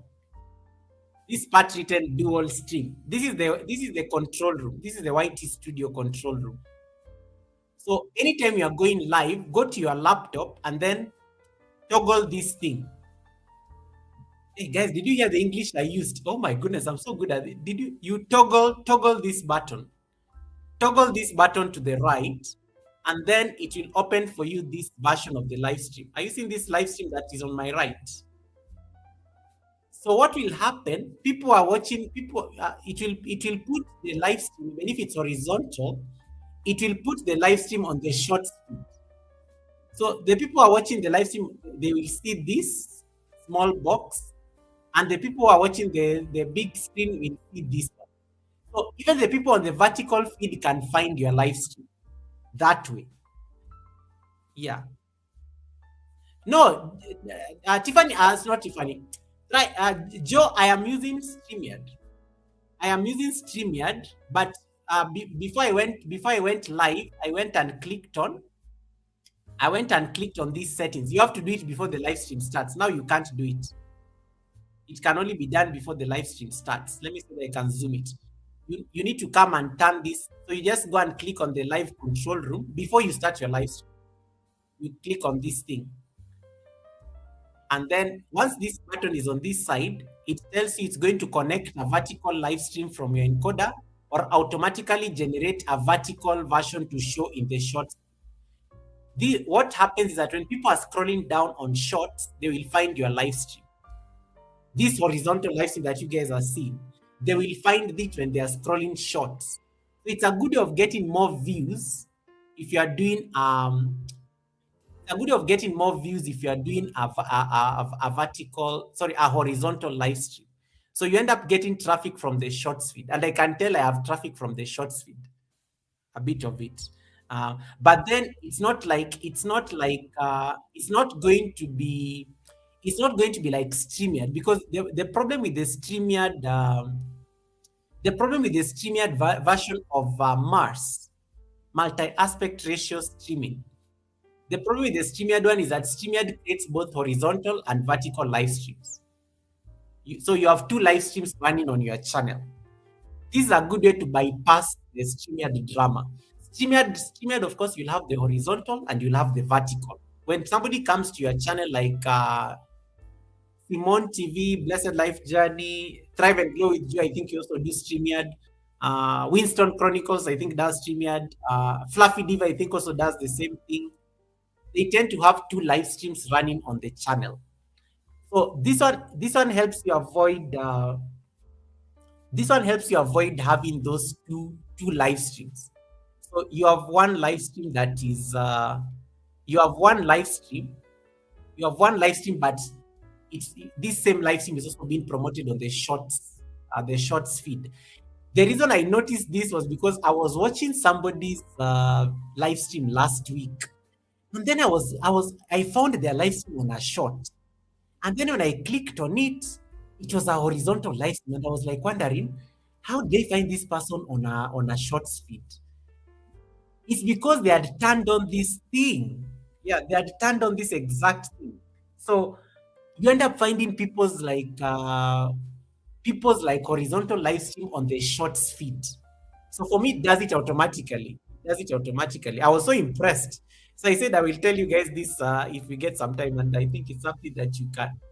So I don't have two live streams, but I'm getting the views from the shorts feed, because there are people who are finding my live stream from the shorts feed because they are scrolling on the shorts. I like that, JC, and it keeps the chart together. So you're not you're not going to the vertical and then you're coming back to the horizontal, and then you're going to again to check the vertical. You know, some people are always running around between two live streams. You are oscillating between the vertical live stream, the horizontal. You go to the vertical, you check. It's like, Goga, where are you chatting with me from? I'm on your vertical. Then you run to the vertical. It's like, Calamity Jane is saying hi to Anastasia. Where is Anastasia? Anastasia is on the vertical live stream. Calamity Jane is on the horizontal live stream. So you find that people are like, you see, Anastasia found me on vertical, because Anastasia probably was scrolling the vertical feed. Anastasia, no, I am not on vertical. I'm on horizontal. But I turned on this button on StreamYard. Not StreamYard. I turned on this button on YouTube, and then it gave me that option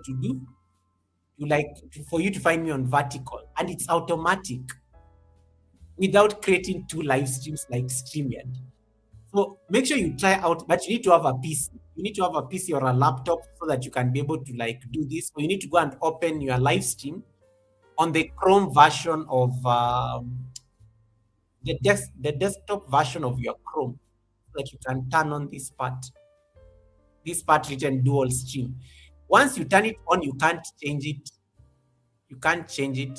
And they say it very well. Automatically generate a vertical cropped version of your live stream to show it in the shorts feed. So people are watching you in the shorts will find your horizontal live stream. And I think there is where now YouTube beats StreamYard, because then you don't need to like be juggling between two lives. Hey Betty, welcome, welcome Betty. Nice to see you. How you doing, Betty? Because StreamYard works like this. Let me see whether I can show you my StreamYard. Let me stop sharing the screen. StreamYard works like this. So StreamYard, I'm just going to share my screen so that you see. I'm going to let me open another tab. So StreamYard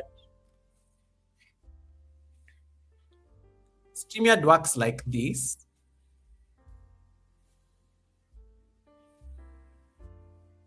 How StreamYard works.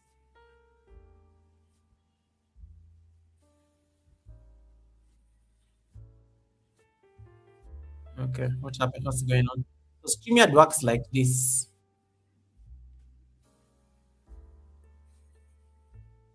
So when you go to StreamYard, and then you want to create like a live stream. Let me pick this one because this is not an active live stream. So when you say, you can click on this edit. So I can decide to say landscape. I can choose landscape just like that. Da, da, da, da. I'm not put a date to this or something like that. Schedule for data. Something. So if you do something like this, it will be landscape. But if I do this, it will create two live streams on my. It will create two live streams on. Let me just set it now so that we can see. Let me just set the live stream for now. What time is it? It's like 10 in the evening in Kenya. So let me set it at 10:30. Let me preset schedule live stream for later. And then today is like today is like April 1st. And this is not an April Fool's joke, guys. It works. Look, for example, this. So let me save the changes. I've selected landscape and portrait. So the thing with StreamYard, they tell you this will create two separate posts and they will count as two separate destinations. That is the difference between the StreamYard one and the YouTube one. YouTube one, it is one live stream. So let me save. Oh, okay. So it appears like I have to. Let me just create a new one. Let's call it test. So let's call it test. And then landscape and portrait. And then we say, nowadays you can even turn on your ads on StreamYard, by the way. You can turn on your ads on StreamYard automatically. And then let's say education. And let me say schedule for later. So I can create a thumbnail here real quick. Okay, apply. And then I create live stream. So this live stream is for tomorrow. So let's say, so remember I selected portrait and landscape here. I selected portrait and landscape. Now, when I click on create live stream,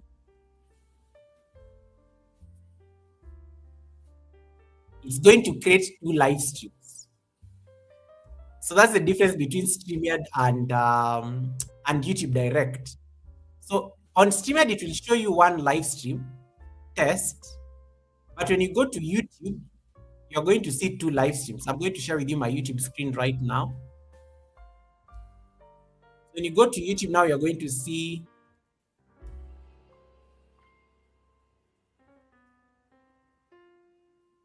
Oh, yes. So send it, that's what I do so that I always make sure I check. That's a good tip, JC. I always make sure I put myself like the center of the vertical is the same way I put myself. I make sure that it's the same center as the horizontal. So now notice the difference. So I'm going to like select. I'm going to open my YouTube on another side. So let me show you when When you go to my YouTube channel now, you'll find two live streams, two upcoming live streams. When you go to my homepage, and look at this. Let me so that I hope you guys can see the screen. So look at this. So look at this, guys. So you see now when you go to my channel, you can see the two live streams. Now the difference between so you'll find this one has a phone next to it. This is going to be the vertical, and then this is going to be the horizontal. But you can avoid all these things by now just going to air. So this is how you go and now make sure that whoever is watching this horizontal can see the vertical. So I'm going to go to my studio. Just go to the studio and then click on content and then click on lives. And then are you seeing this? You come and pick on the horizontal. Forget about this vertical here. You come and pick on this horizontal. You click on this thing that looks like a Wi-Fi signal. You click on this.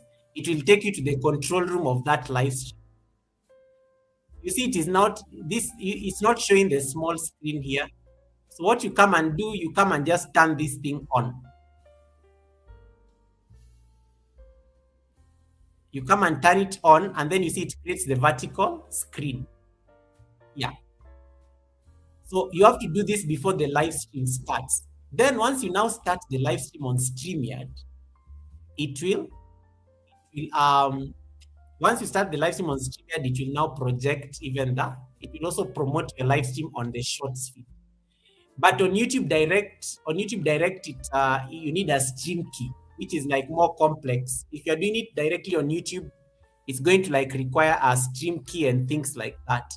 So you can check this out, and JC has also done a video for it. So people who are watching shorts, people who are watching vertical live streams can actually find your live stream, and even though it is horizontal, even if it's horizontal, and that helps you promote like your live stream on the Shorts feed, which gives you more views. Anyway, so can you try that out? If you have a laptop or if you're using StreamYard, just do your landscape live stream, and then go and just do your landscape thing, and then go and turn on the vertical before you start the live stream. Because once you start, then it's not going to like, you'll not be able to, you have to end that live stream and start afresh. Yeah. You can't do it before. Once it starts, you are doomed. Elsie Knight, welcome. Elsie, you did not trade yesterday. Elsie, you did not trade, and I left you running when I was going to sleep. You did not trade. But that's a war I will fight another day. Okay. Yep, that's it. That's really it. Let me stop sharing the screen. Yeah, that's it.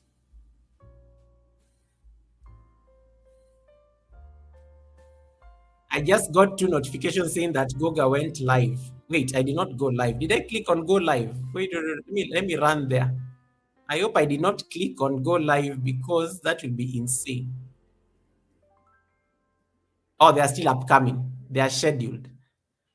Let me go delete them real quick. So you can so in case you are doing those things, just like just select landscape, and then position your live stream in such a way that now you are more. Let me see that I can share that screen again.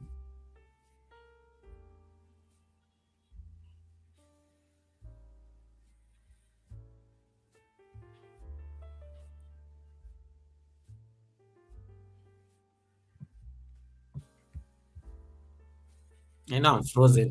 And StreamYard does this habit of freezing me for some reason. I don't know why, but the sound does not freeze. So like this, for example. Resume, I don't have KFC. I know I'm frozen, but I know my sound is clear. These are StreamYard problem with I need to clear my cookies and those things. Resume, why are you like this? Resume, why are you looking for receipts? There are no receipts. So You see now this, because I turned this thing on here. The camera placement, I always make sure that I place myself at the center of the camera because I use an external camera. I don't use my laptop camera. So I always make sure that I see how I look on the vertical. And let me see, refresh this. And you see, you can even forward. So the two live streams are running at the same time. And they are showing me sharing the screen right now. So So you have the vertical live stream that is running, and then you have the horizontal live stream that is running concurrently. So the people who are watching the shorts will find the vertical live stream, which will bring them over to this main live stream.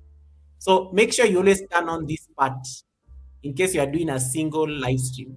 It will promote your channel for you to get more views. And you see, I'm getting more views on this live stream. It does not have a lot of people, but because I'm getting a lot of traffic from the vertical feed. These are not views I'm used to. My live streams average about 150 to 200. It's already beyond 200 because there are people who have found me on the shorts feed. So play around with that. Play around with that setting and get more traffic on your live streams using that button, the toggle button. And you can watch more videos. JC, I think, has done. JC has done some videos on this same issue, so you can also check out some of the videos that she's done. It can help you get ideas on that particular thing. Now that I'm here, I might as well look for the person to raid because I'm already here anyway. So another thing you can play around in case you're looking for a place to raid, you just come to the edit. Where's the edit button? It's normally somewhere here. Is it normally here? Yes. Yes. Oh no, this is monetization.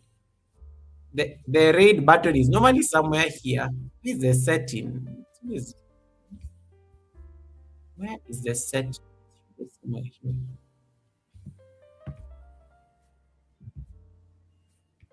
Okay, my computer is hanging. My computer has hung. Yeah. You're most welcome, guys. I'm glad you got some new information. Yeah, so you end up getting more traffic, and then you don't have two live streams. I think it's the most brilliant thing that I discovered today. Last week, and today is the first time I'm testing it because I was like wondering, how comes I'm watching somebody's vertical video? How comes I'm watching somebody's horizontal video and I found it on the shorts because I was watching shorts, and then I was scrolling, and then I came across that live stream on the shorts. So it's a trick you can use. The only thing, you just make sure that on StreamYard you don't select landscape and portrait. You just select landscape, and then you come to the YouTube setting and you turn on the dual stream thingy for, for purposes of double dipping into the traffic.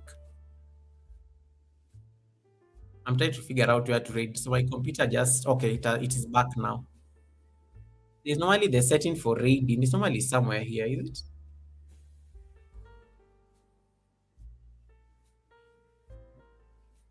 Let me give you guys some ads. Where is that setting? I'm trying to look for that setting for raid. It's normally somewhere. I always like lose it every single time. Is it the pop-up dashboard? No. Nah. I will go the long route. And you can always even end your live stream from there, by the way. You know what, guys? I'm not going to suffer. I'm going to set up the raid offline. I have tried. My computer is hanging. I am going to set the raid offline.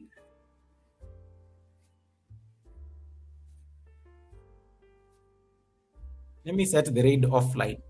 Who is live and needs WH we can support? Let me know. Small content creator who needs like people, we need to surprise somebody. The way Red Room made us surprise somebody. Tell me.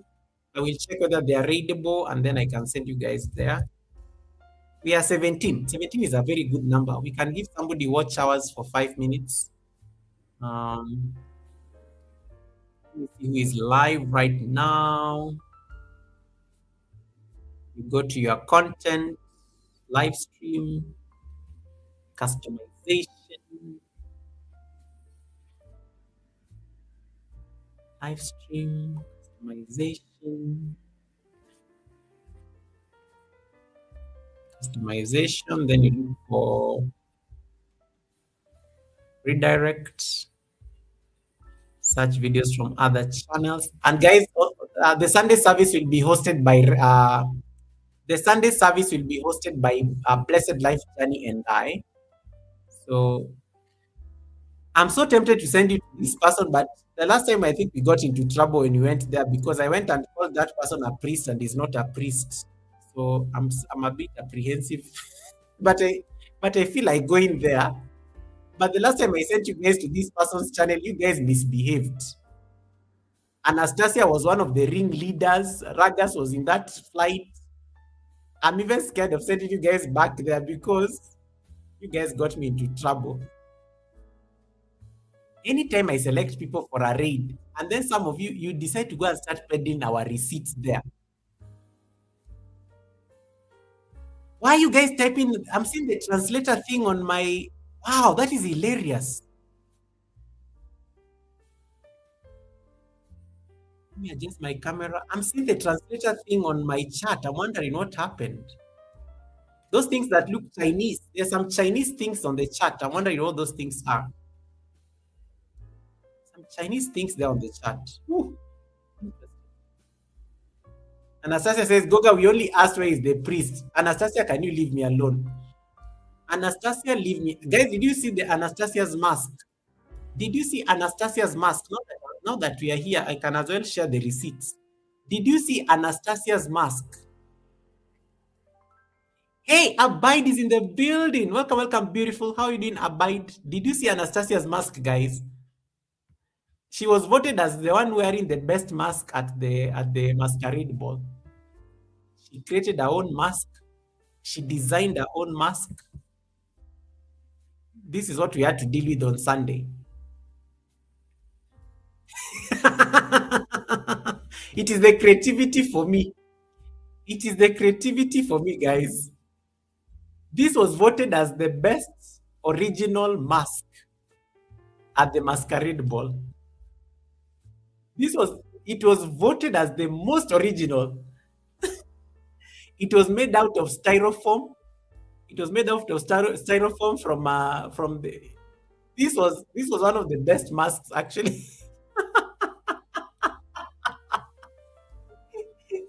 And let me tell you, go when you go and rewatch. I think Anastasia made all of us laugh for like about 5 minutes. We were all laughing for like about 5 minutes at the Sunday service because we could just not hold it in. This was so funny, and it is how serious she was. And it's like, Goga, have been telling people that they have to get creative if they cannot buy masks. You create your own masks. And yeah, guys, yeah, I think you. I've seen it. I've seen it all on Mighty at this point. Oh my goodness. Thank you so much, Abide. I really appreciate you stopping by, sending love to you as well. Thank you so much for that. Anastasia, like, you know what? I gave up. At this point, I think at this point at the masquerade ball, I was done. I was like, after Winston's shenanigans and then Anastasia. Yeah, I think, yeah, Anastasia definitely the most creative mask. Winston brought in the drama with all his many masks. But yeah, those two, I think were the most crazy. They are the most crazy. Yeah, Drive and Joy just says she was extremely serious even while talking. When you go and rewatch, you just be laughing the entire time because you're like, am I supposed to be like listening to Anastasia or laughing because she's actually discussing serious things while wearing that thing? Yeah, but that was very beautiful, Anastasia. I think well in, well in, well in, well in.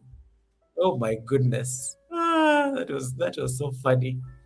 Let me see whether this lady is still live. Then I can send you guys there. Last time I told people that that man is a priest, but apparently we were told the man is not a priest, he's a married man. I withdraw my statement. So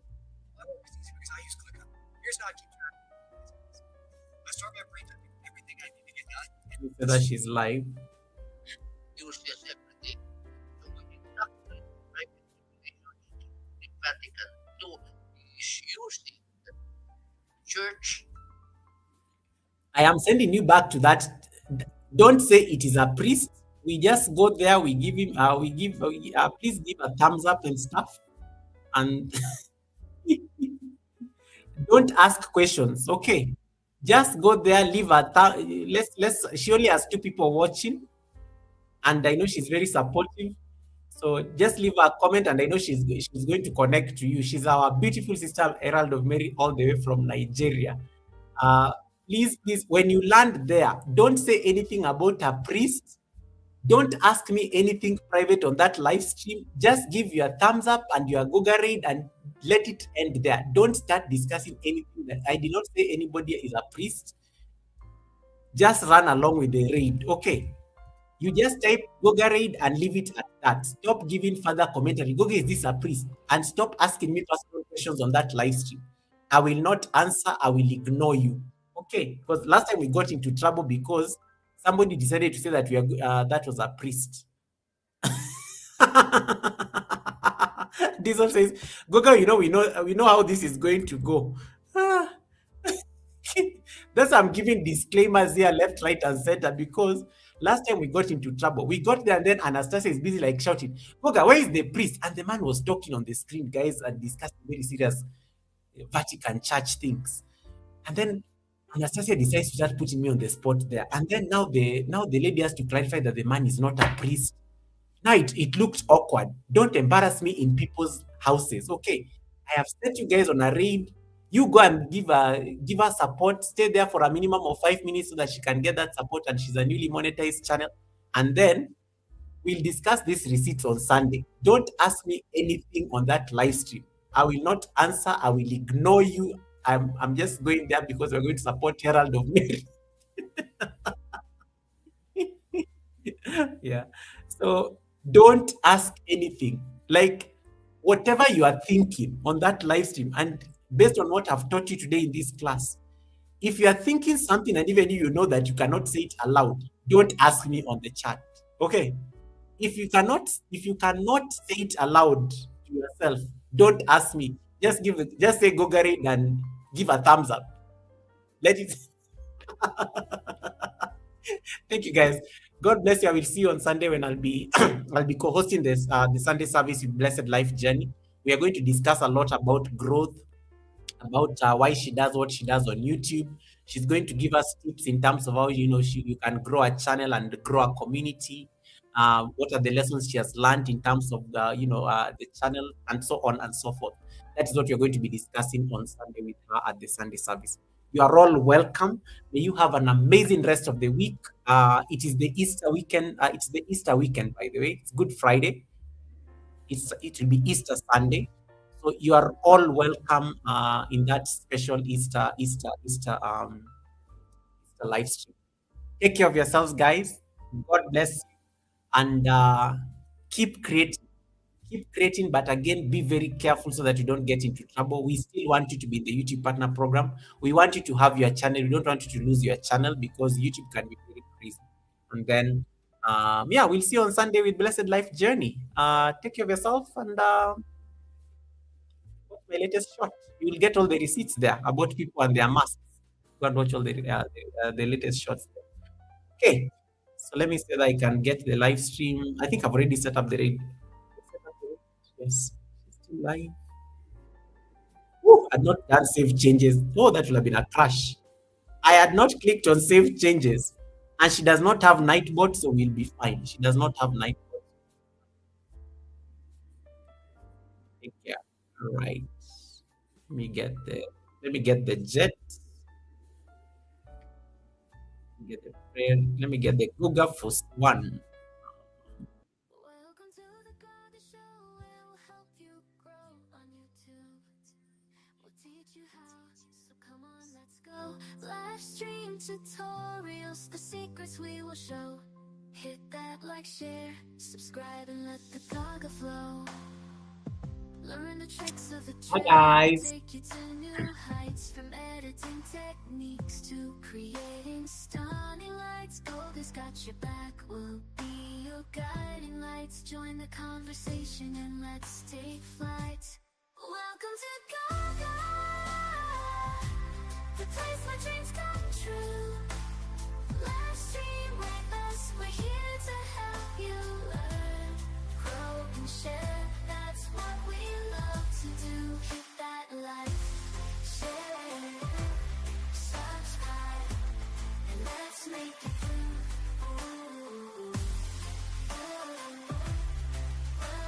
Share, that's what we love to do.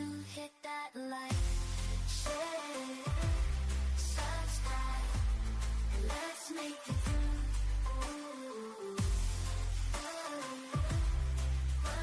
Share, that's what we love to do. Hit that like, share, subscribe, and let's make it through.